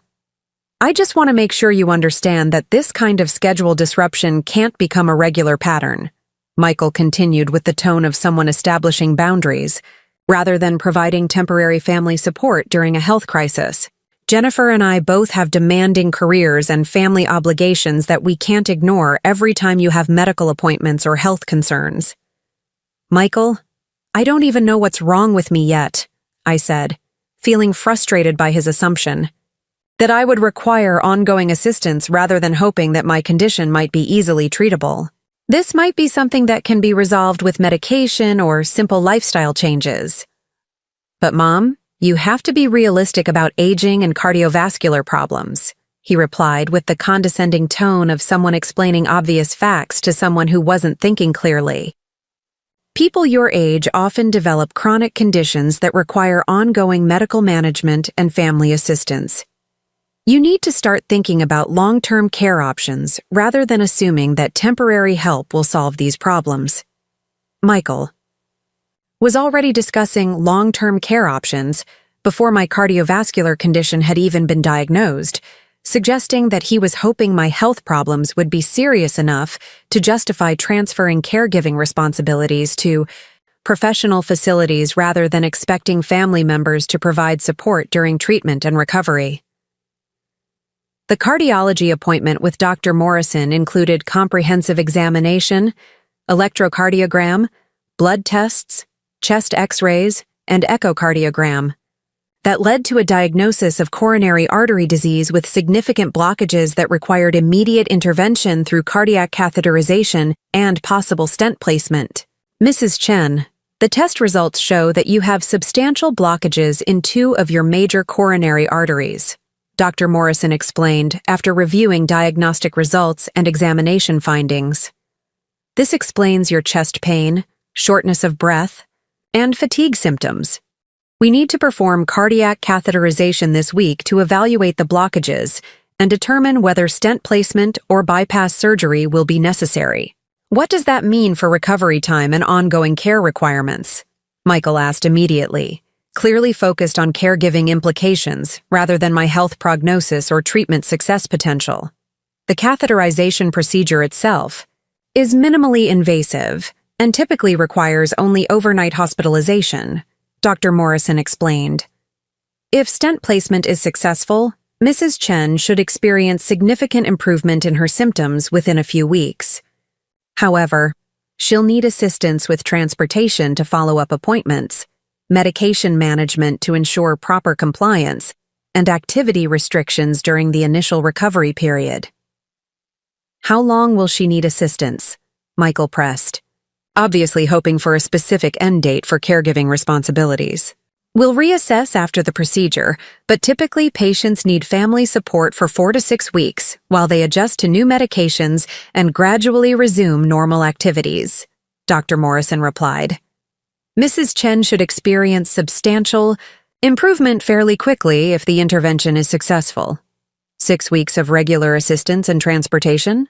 Michael's tone revealed obvious frustration about the time commitment and caregiving expectations that Dr. Morrison had outlined. That's a significant family obligation for people who have their own careers and responsibilities. Dr. Morrison looked surprised by Michael's focus on caregiving burden rather than relief that his mother's condition was treatable and had an excellent prognosis with appropriate intervention. Mr. Chen, your mother's condition is very treatable with modern cardiac procedures, she said with professional patience. Many patients return to completely normal activities after successful stent placement. The temporary assistance requirements are minimal compared to the long-term health benefits of proper treatment. The drive home from the cardiology appointment revealed Michael's true feelings about providing temporary family support during my cardiac treatment and recovery. Instead of feeling relieved that my condition was treatable and had an excellent prognosis, he seemed frustrated by the 6-week timeline and concerned about the caregiving expectations that Dr. Morrison had described. Mom, 6 weeks of regular assistance and medical appointments is a lot to ask from family members, he said as we drove back to my house. Jennifer and I both work full-time, and the kids have activities and school commitments that require our attention and transportation. We can't reorganize our entire family schedule around your medical recovery. Michael, I'm not asking you to reorganize your entire family schedule, I replied, hurt by his characterization of temporary cardiac recovery. Assistance as unreasonable family demands. I'm dealing with coronary artery disease that requires a medical procedure and short-term recovery support.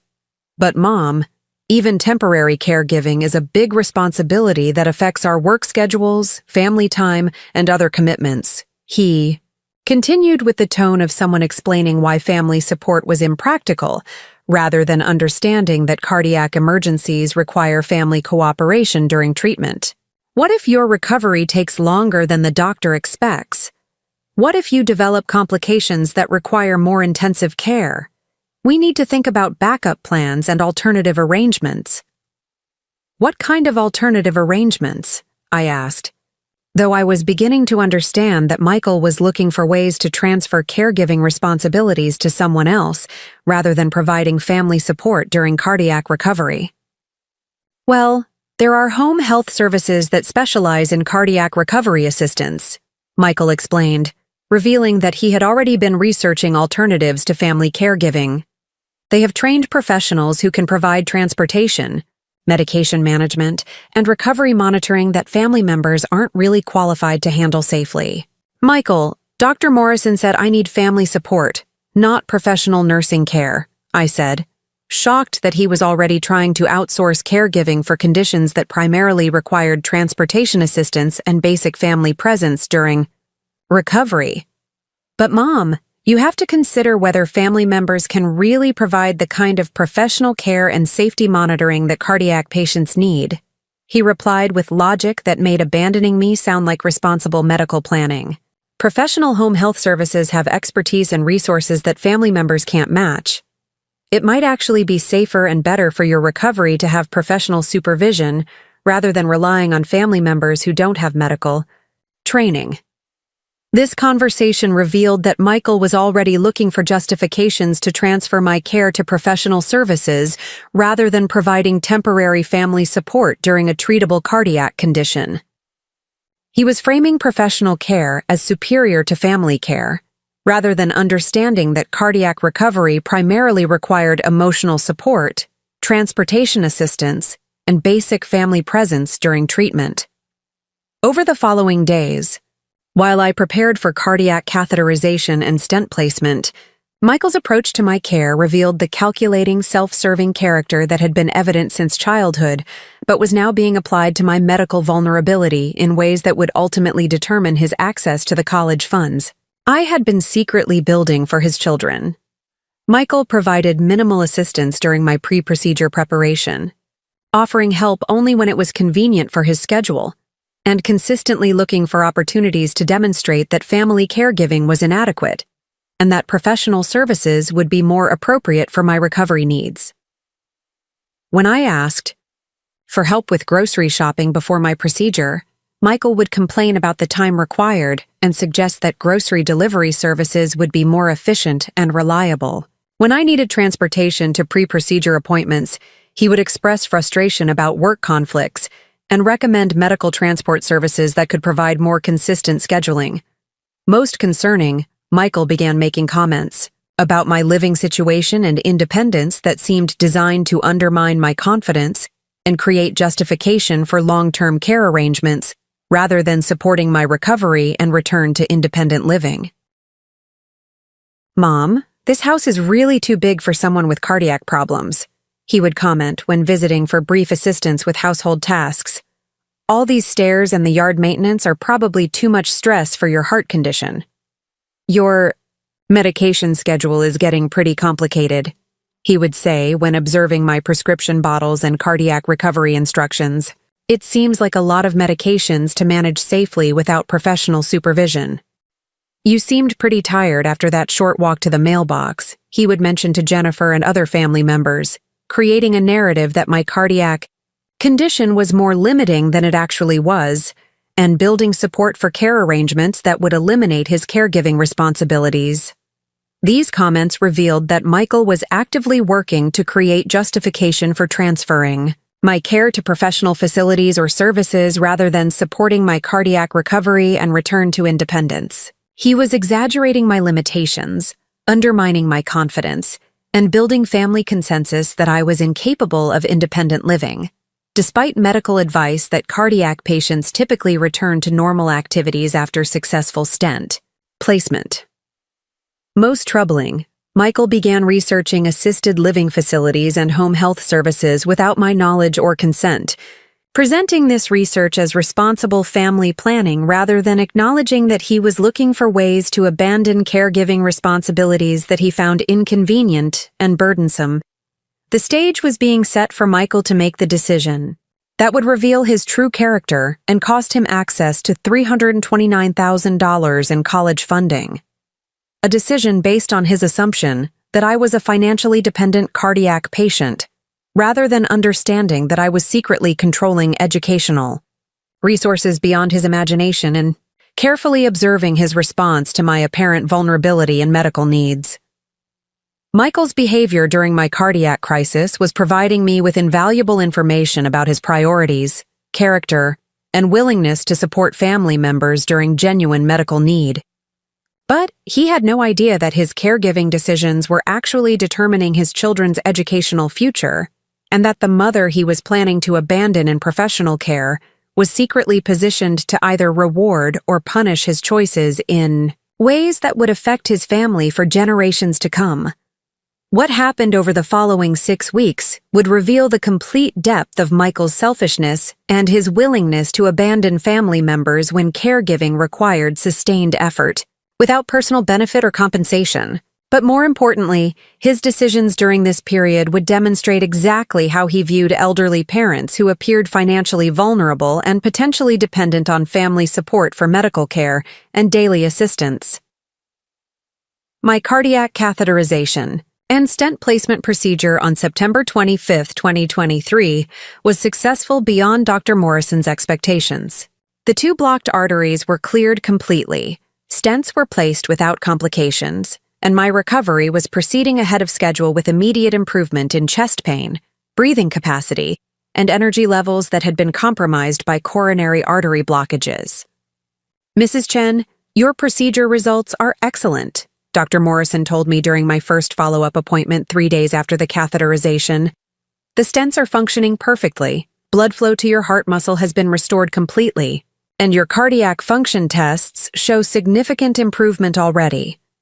With proper medication management and gradual activity increase, you should return to full normal activities within 4 to 6 weeks.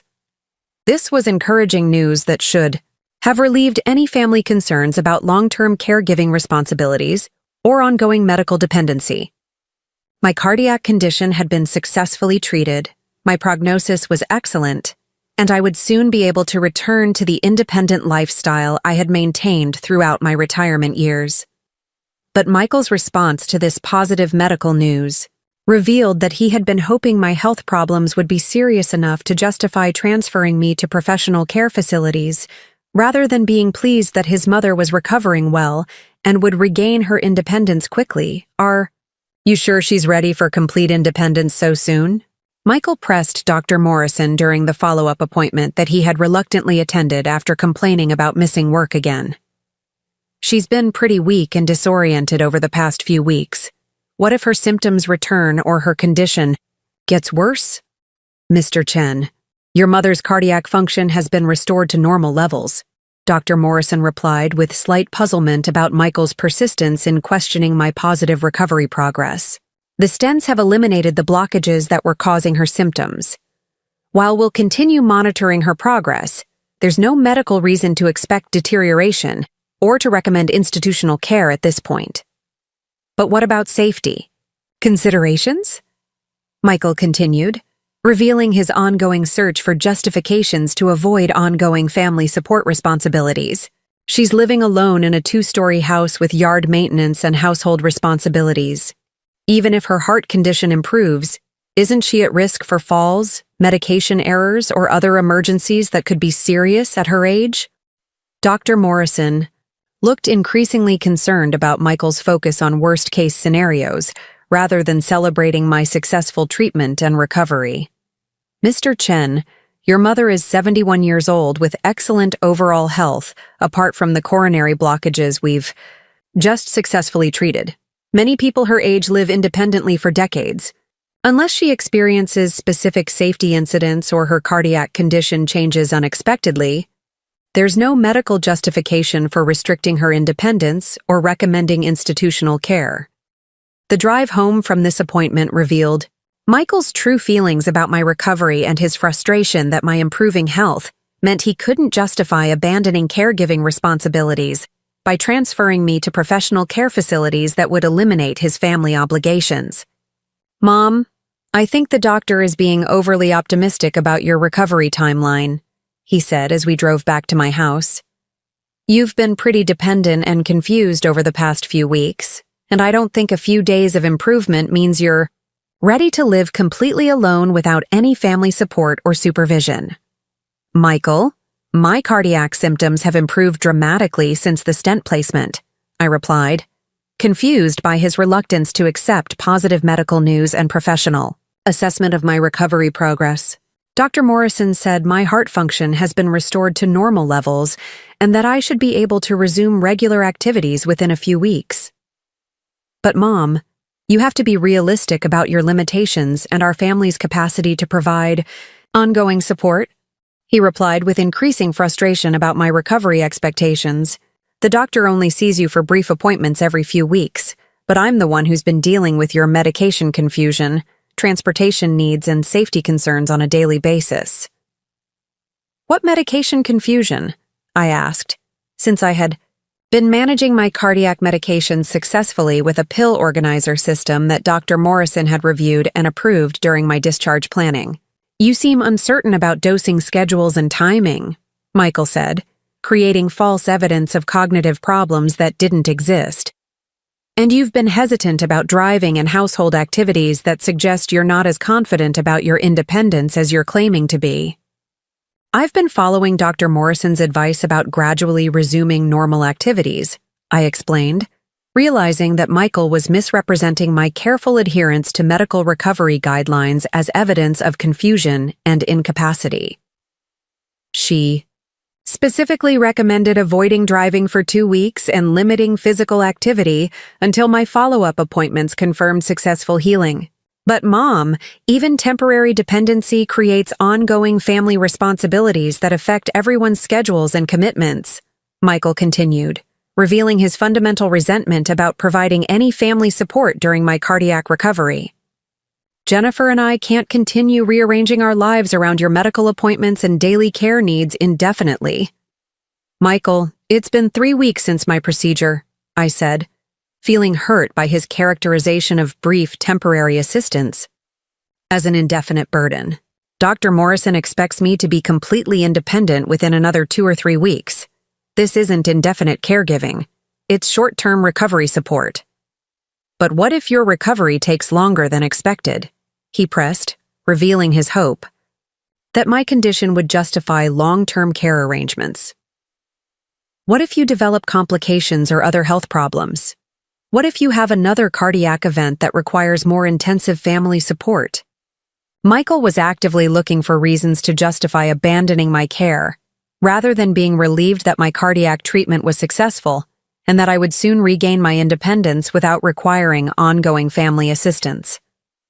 Over the following 2 weeks, as my cardiac recovery continued progressing excellently and I began resuming normal activities like driving, grocery shopping, and household management, Michael escalated his campaign to convince me that I needed long-term professional care despite my successful medical treatment and return to independence. His approach revealed sophisticated manipulation tactics designed to undermine my confidence in my recovery, create artificial safety concerns, and build justification for care arrangements that would eliminate his family responsibilities while making his abandonment sound like responsible planning for my well-being. Mom, I noticed you seemed tired after that short walk around the block yesterday, he would say during his increasingly infrequent visits, creating false evidence of ongoing limitations. That seems concerning for someone who's supposedly recovered from major cardiac surgery. The reality was that I had taken a 45-minute walk around my neighborhood, the same distance I had walked daily before my cardiac problems, and had felt energetic and confident about my recovery progress. But Michael was presenting normal, post-procedure activity as evidence of ongoing weakness and incapacity. Your medication schedule still seems pretty complicated to manage safely, he would comment when observing my pill organizer and cardiac recovery instructions. It would be easy to make dangerous mistakes with blood thinners and heart medications without professional supervision. I had been managing my medications successfully with the same systematic approach I had used for complex client portfolios during my financial planning career. But Michael was presenting my organized medication management as evidence that the task was too complex for me to handle safely without institutional supervision. This house really seems like too much responsibility for someone recovering from heart problems, he would observe when visiting my home, which I had been maintaining successfully throughout my retirement years. All the maintenance, yard work, and household management could create stress that's bad for your cardiac recovery. These comments were designed to create a narrative that I was failing to maintain my independence and household responsibilities, despite the fact that my recovery was progressing excellently and I was successfully managing all aspects of independent living. Most manipulatively, Michael began suggesting that I was becoming socially isolated and that professional care would provide community interaction and safety monitoring that would benefit my emotional well-being and cardiac recovery. Mom, you don't seem to have much social contact or community involvement since your heart problems, he would say, ignoring my continued participation in investment club meetings, library volunteer work, and neighborhood activities that had resumed as my health improved. Assisted living facilities have organized activities, social programs, and medical monitoring that would be good for cardiac patients, he would continue. You'd have more social interaction and professional health supervision than you can get living alone in this big house. Michael was presenting my independent lifestyle as social isolation and medical neglect, rather than recognizing that I had maintained active community involvement and appropriate medical care throughout my cardiac treatment and recovery. The breaking point came during the first week of November 2023, when Michael announced that he had scheduled tours of 3 assisted living facilities without consulting me or obtaining my consent to visit institutional care options that I had consistently said I didn't want or need. Mom, I've set up appointments for us to visit some really nice senior living communities this week, he announced during a phone call on Monday morning. I think you'll be impressed by the services and amenities they offer for people with cardiac conditions. Michael, I didn't agree to tour assisted living facilities, I replied, shocked that he had made appointments without my knowledge or permission. I told you that I want to continue living independently now that my cardiac condition has been successfully treated. But Mom, you need to be open-minded about your options and what would be best for your long-term health and safety, he persisted, with the condescending tone that suggested he didn't believe I was capable of making rational decisions about my own care and living arrangements. These facilities specialize in cardiac care and recovery support, and they have excellent reputations for helping seniors maintain independence while providing safety monitoring and medical supervision. I don't need medical supervision, I said firmly. Dr. Morrison has confirmed that my cardiac function is normal and that I can live independently safely. Mom, I think you're being unrealistic about your limitations and risks, Michael replied with the kind of paternalistic attitude that suggested he believed he had the right to override my decisions about my own life and living arrangements. As your family, we have a responsibility to make sure you're in the safest possible environment, especially after a major cardiac event. Who is we? I asked, though I was beginning to understand that Michael and Jennifer had been discussing my future without including me in these conversations. Jennifer and I have been talking about what would be best for your long-term care and safety, Michael admitted, revealing that they had been planning my institutional placement without my participation or consent.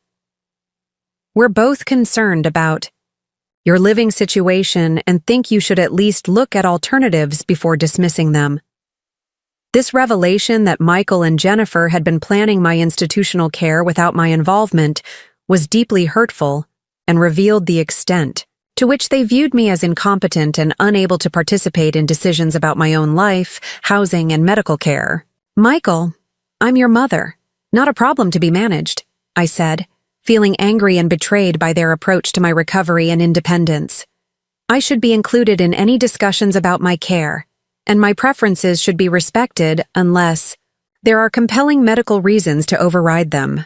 Mom, we're not trying to manage you, Michael replied defensively.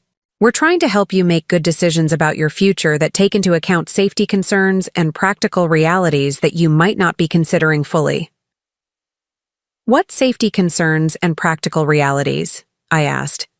Dr. Morrison said, my recovery has been excellent and that I can live independently safely. What medical or safety issues justify institutional care that my own cardiologist hasn't identified or recommended?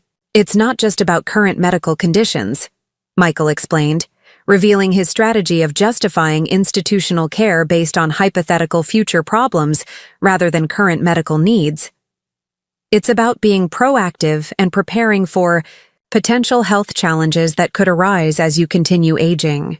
Assisted living provides safeguards and support systems that could prevent serious problems before they become medical emergencies. Michael was advocating for institutional care based on speculative future problems rather than current medical needs, while dismissing my cardiologist's assessment that I was recovering well and could maintain independent living safely.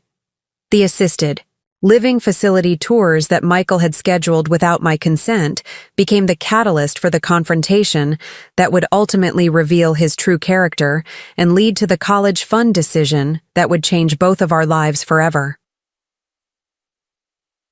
On Wednesday, November 8th, 2023, Michael arrived at my house to transport me to the first facility tour. Despite my continued objections to visiting institutional care options that I didn't want and didn't need, according to my medical provider. "Mom, I'm not asking you to make any decisions today," he said when I reiterated my reluctance to tour assisted living facilities. "I'm just asking you to look at what's available and keep an open mind about options that might benefit your long-term health and safety." "Michael, I've been clear that I want to continue living independently," I replied, feeling frustrated by his refusal to respect my clearly stated preferences. "Visiting facilities will just waste everyone's time because I'm not interested in institutional care." "But Mom, you haven't seen what modern assisted living is like," he persisted with increasing impatience. "These aren't the nursing homes you might remember from decades ago. They're more like resort communities with luxury amenities, social activities, and professional medical support." The first facility, Golden Years Assisted Living, was located in a lower-income area of the suburbs and was clearly chosen for its affordability rather than its quality, amenities, or appropriateness for someone in my financial situation. Despite Michael's promises of luxury amenities, the facility was obviously understaffed, poorly maintained, and designed to provide minimal care at the lowest possible cost. The lobby smelled of industrial disinfectant and food odors. The furniture was worn and uncomfortable, and the staff members we encountered seemed overwhelmed and stressed rather than providing the professional caring service that Michael had promised I would find in institutional care. "This is our cardiac care wing," the facility director explained as we toured corridors lined with residents who appeared sedated, understimulated, and largely ignored by staff members who were too busy with basic care tasks to provide meaningful social interaction or therapeutic activities. "What kind of activities and social programs do you offer?" I asked, hoping to understand what Michael thought would be superior to my current lifestyle of community involvement, volunteer work, and active social connections. "We have bingo on Tuesdays and movie nights on Fridays," the director replied, describing a social calendar that was far less engaging than my current activities of investment club meetings, library volunteering, neighborhood association participation, and cultural events at the community center. "What about rehabilitation services and therapeutic programs for cardiac patients who are recovering from successful procedures?" I asked, testing whether the facility could provide the kind of supportive care that would actually benefit someone in my situation. "Our approach focuses on safety and comfort rather than intensive rehabilitation," the director explained, revealing that the facility was designed for long-term custodial care rather than supporting recovery and return to independence. This facility was clearly inappropriate for someone in my condition and financial situation, but Michael seemed pleased with the tour and encouraged me to consider it as a viable option for my care. "Mom, this seems like a really safe and comfortable environment," he said as we left the facility. "The staff seems caring and professional, and the safety features would provide peace of mind for the whole family." "Michael, this facility is designed for people with advanced dementia and serious physical limitations," I replied, shocked that he thought institutional care for severely impaired residents was appropriate for my situation. "I don't need that level of supervision or restriction of my independence. But Mom, it's better to be in a safe environment with more care than you need, rather than taking risks with independence that could lead to serious problems," he argued, revealing his willingness to recommend unnecessary institutional care to eliminate any family caregiving responsibilities. The second facility, Sunset Manor, assisted living, was slightly better maintained but still focused on providing minimal care at moderate cost rather than supporting resident independence or offering the amenities that Michael had promised I would find in modern, senior living communities. The rooms were small and institutional. The dining options were limited and unappetizing, and the activity calendar consisted primarily of passive entertainment rather than the engaging, meaningful activities that I enjoyed in my independent lifestyle. "What are the monthly costs for residents here?" I asked, testing whether Michael had researched the financial implications of institutional care for someone he believed had limited retirement income. "The basic package is for $200 monthly, with additional charges for medication management, assistance with personal care, and transportation to medical appointments," the facility administrator explained. "Most residents pay between $4,800 and $5,500 monthly, depending on their care needs and service requirements. These costs would consume most of my apparent retirement income and would quickly exhaust my visible savings if continued long-term." But Michael showed no concern about the financial burden or offered any suggestions for how I would fund institutional care that he considered necessary for my safety and well-being. "Those costs are pretty standard for quality assisted living care," Michael commented, as if $5,000 plus monthly expenses were reasonable for someone he believed was living on modest retirement income. "Michael, that's more than my apparent monthly expenses for housing, food, healthcare, and everything else combined," I said, testing his response to financial concerns about care he was recommending. "Mom, you have to think of it as an investment in your safety and long-term health," he replied, without offering to help with costs or acknowledging that such expenses would be financially devastating for someone in my apparent financial situation. "Besides," he added, revealing his true motivations, "you could sell your house to help fund assisted living costs. That equity isn't doing you any good just sitting there when you could be using it for professional care and safety." Michael was suggesting that I should liquidate my primary asset to fund institutional care that would benefit him by eliminating his caregiving responsibilities, rather than understanding that my house represented both my preferred living situation and my apparent financial security.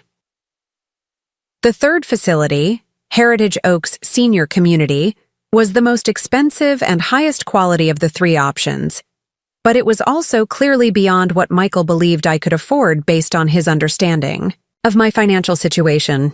"This facility looks nice, but the costs are probably prohibitive for your budget," Michael said before we even toured the facility. "They're asking $6,500 monthly for basic services, which is probably more than we should realistically consider." His willingness to dismiss higher quality care based on cost, while showing no concern about the financial burden of cheaper facilities, revealed that Michael was primarily focused on finding the most affordable way to transfer caregiving responsibilities, rather than ensuring that I received appropriate care in an environment that would enhance my well-being.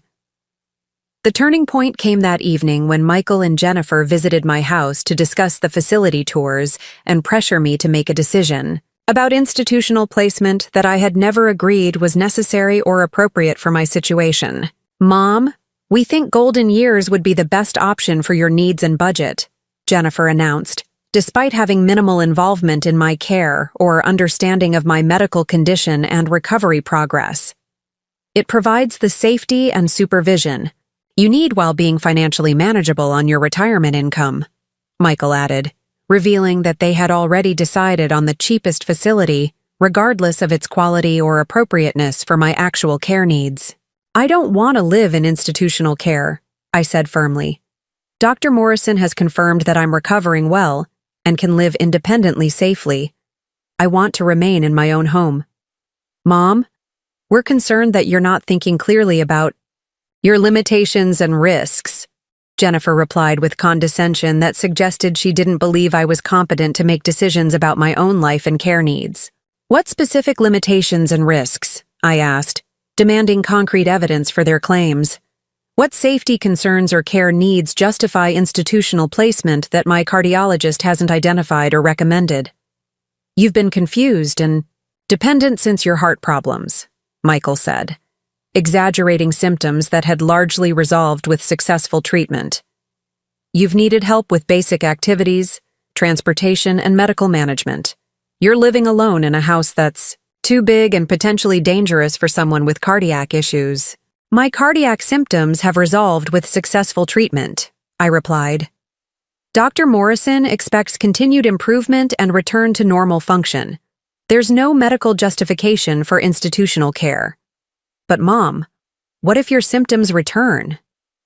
Jennifer asked, basing care recommendations on hypothetical worst-case scenarios. What if you develop other health problems? What if you have a cardiac emergency when no one is around to help? Those are risks that all elderly people face, I said. That doesn't mean everyone over 70 should abandon independent living for institutional care. Mom, we've made arrangements for you to move to Golden Years next week, Michael announced, revealing the ultimate betrayal, that they had proceeded with institutional placement without my consent or agreement. You've made arrangements without my permission? I asked, shocked that they had committed me to institutional care despite my clear objections and contrary to medical advice supporting independent living. We've completed the admission paperwork and paid the deposit, Jennifer explained matter-of-factly. The facility is expecting you to move in on Monday, November 13th. I didn't agree to move to institutional care, I said, feeling completely betrayed by family members who were supposed to support my well-being and respect my autonomy. You've made these arrangements against my will and contrary to my doctor's recommendations. Mom, sometimes family members need to make difficult decisions when elderly relatives aren't thinking clearly about their safety and limitations, Michael replied, revealing that he believed he had the right to override my decisions about my own life and living arrangements. I am thinking clearly, I said firmly. I've been evaluated by my cardiologist, who confirmed that I can live independently safely. You're ignoring medical advice and my clearly expressed preferences to pursue institutional care that serves your convenience rather than my well-being? That's not true, Michael protested. We're trying to do what's best for you, even if it's not what you want to hear. If you were trying to do what's best for me, you would respect my autonomy, follow medical advice, and support my recovery rather than forcing me into institutional care against my will, I replied, realizing that this conversation was revealing the fundamental character flaws that would determine Michael's future relationship with his mother and his access to his children's college funding. The confrontation escalated when I discovered that Michael and Jennifer had not only committed me to Golden Years without my consent, but had also misrepresented my condition and situation to facility administrators to ensure my acceptance into institutional care that I neither wanted nor needed. Mom, what's happening? Michael asked when he saw the assembled professionals who were obviously not there to facilitate my institutional placement. I'm not moving to institutional care, I announced calmly. I've canceled your arrangements, forfeited your deposits, and contacted appropriate authorities about your attempts to force institutional placement against my will and contrary to medical advice. But we've made all the arrangements, Jennifer protested. The facility is expecting you, and we've paid deposits that can't be refunded. The deposits you paid without my consent for institutional care I never agreed to accept, I corrected. Those financial losses are consequences of your decision to proceed with arrangements that I explicitly refused.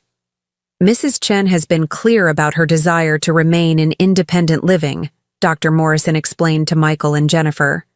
Her cardiac condition supports independent living, and there are no clinical indications for institutional care at this time. Furthermore, the Adult Protective Services representative added, elderly people have the right to make their own living arrangements when they retain decision-making capacity, regardless of family preferences or convenience. Mrs. Chen, Ken sat. You tell us about the college fund withdrawal you completed this morning? My attorney asked, officially documenting the financial consequences of Michael's character failure. I withdrew $329,000 from education savings accounts I had been building for my grandchildren, I explained for the record. These funds have been redirected to charitable organizations serving elderly people who face family exploitation and abandonment.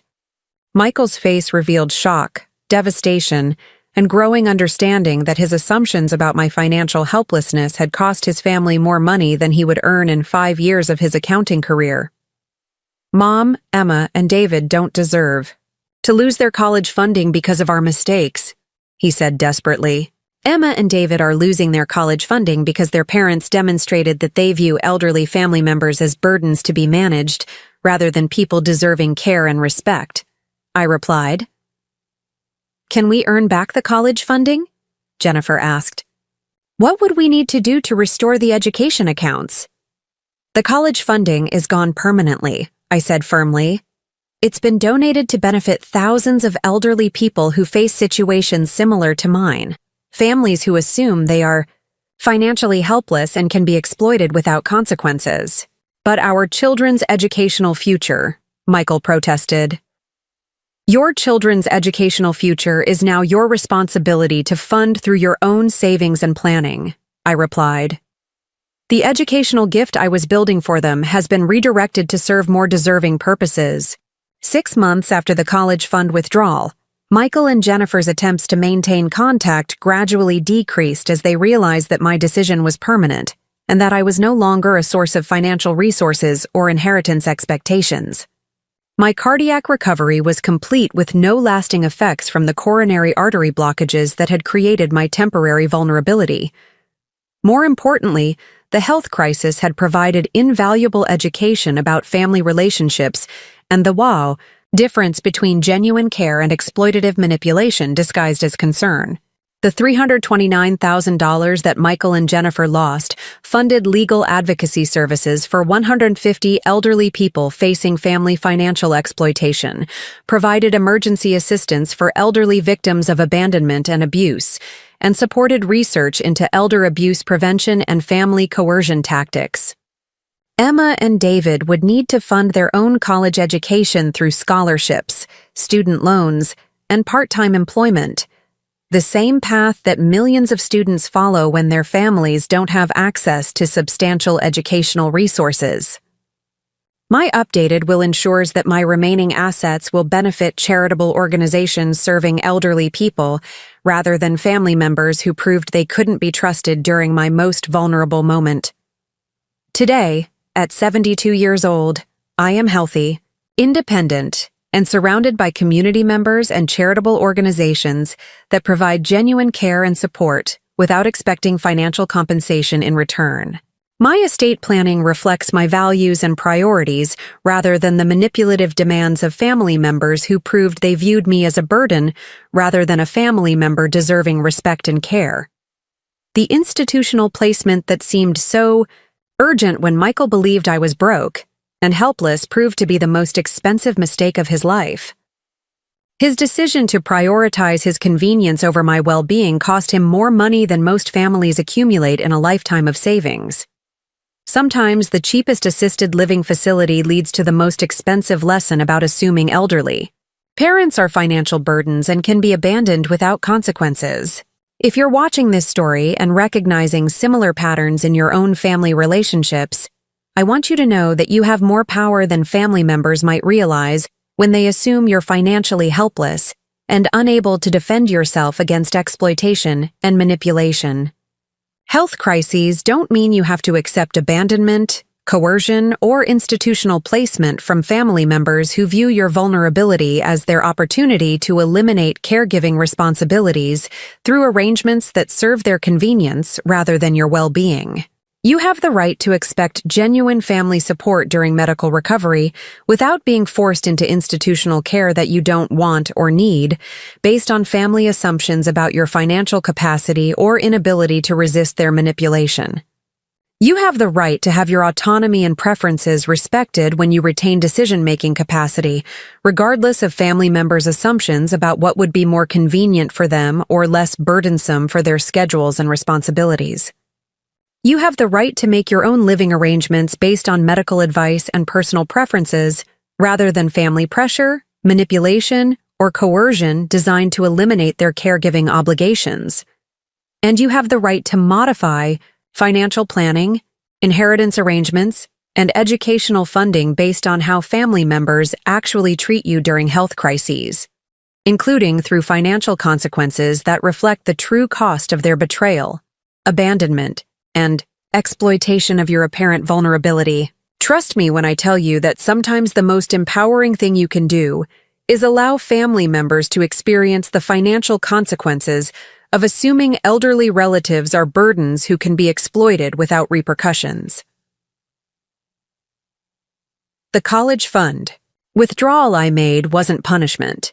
It was education about the true cost of prioritizing personal convenience over family loyalty and the expense of assuming that elderly parents are financially powerless and unable to defend themselves against manipulation and institutional coercion. Michael learned that elderly family members who appear vulnerable may actually control substantial resources and have the power to reward genuine care or punish exploitation and abandonment through financial decisions that reflect their true character and priorities when they believed family members needed support. The $329,000 in college funding that Michael and Jennifer lost will now provide assistance to hundreds of elderly people facing similar family exploitation, fund legal advocacy services that protect vulnerable adults from institutional coercion, and support research into elder abuse prevention that will help future generations of elderly people defend themselves against family members who view them as burdens rather than recognizing their worth and dignity. Sometimes the most loving thing you can do for future generations of elderly people is to demonstrate that exploiting vulnerability and assuming financial helplessness can result in consequences more expensive than most families can imagine or recover from financially. The assisted living facility that Michael thought would solve his caregiving inconvenience became the catalyst for the most costly mistake of his life, and the mother he assumed was a financial burden became the source of educational consequences. That will affect his children's opportunities for decades to come. What would you have done if your family tried to force you into institutional care against your will while assuming you were financially helpless? Have you ever been underestimated by family members who made assumptions about your resources and ability to defend yourself? Share your thoughts in the comments below and let me know if this story has inspired you to examine your own financial planning and family relationship dynamics. And if you found this story of reclaiming power and demanding genuine care during health vulnerability resonating with you, make sure to like this video and subscribe for more stories of people who chose dignity and autonomy when others tried to exploit their apparent helplessness. Sometimes the cheapest assisted living placement can lead to the most expensive education about the cost of assuming elderly parents are financial burdens, and the most profound appreciation for the thousands of elderly people who will now benefit from resources that were almost wasted on family members who demonstrated they didn't deserve the privilege of educational funding through their treatment of vulnerable relatives during times of apparent need. Remember, your worth isn't determined by your apparent financial situation. Your power doesn't disappear during health crises, and your financial decisions should reflect the true character of people who claim to care about you when they believe you have nothing valuable to offer in return. Thank you for watching, and remember, never underestimate the power of an elderly person who appears vulnerable but is actually in complete control of resources that could change your family's future forever, especially when your treatment of them during their apparent helplessness determines whether you'll benefit from those resources or whether they'll be redirected to people who actually deserve them.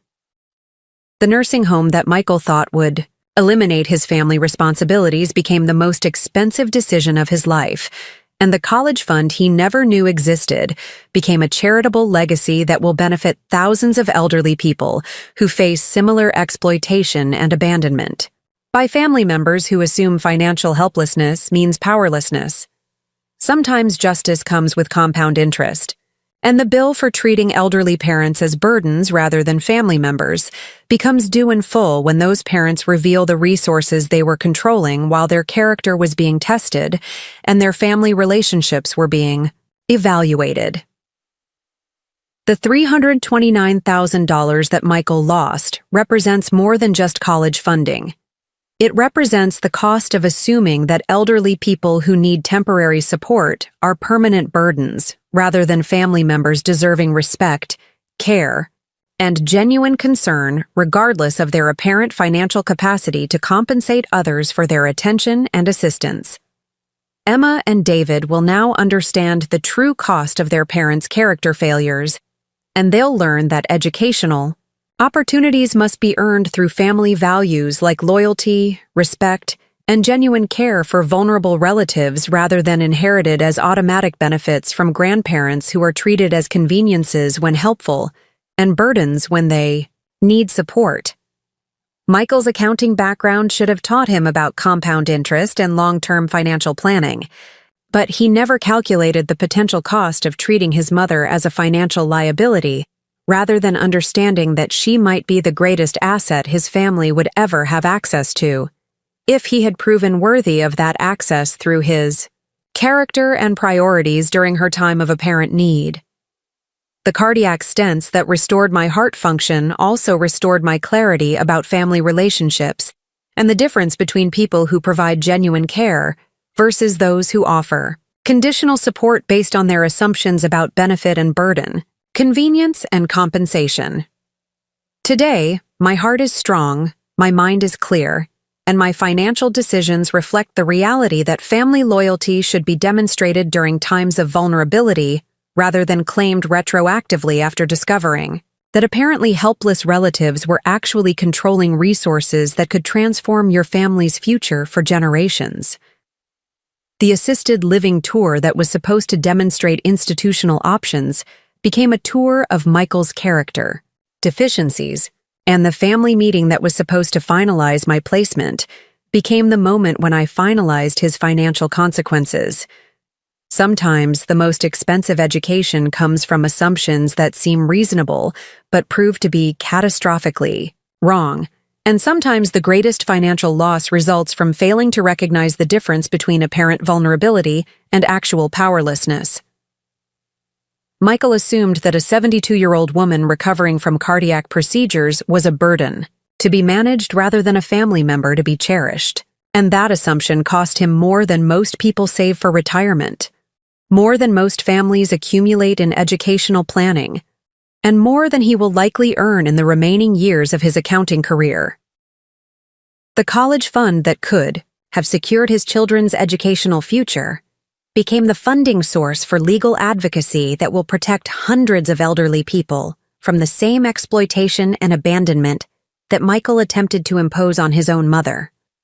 Justice has been served with the kind of compound interest that only comes from decades of financial expertise applied to family relationship education, and the lesson has been delivered with the precision that only comes from a lifetime of managing other people's money and understanding the true value of family loyalty when it's tested by apparent vulnerability and genuine need.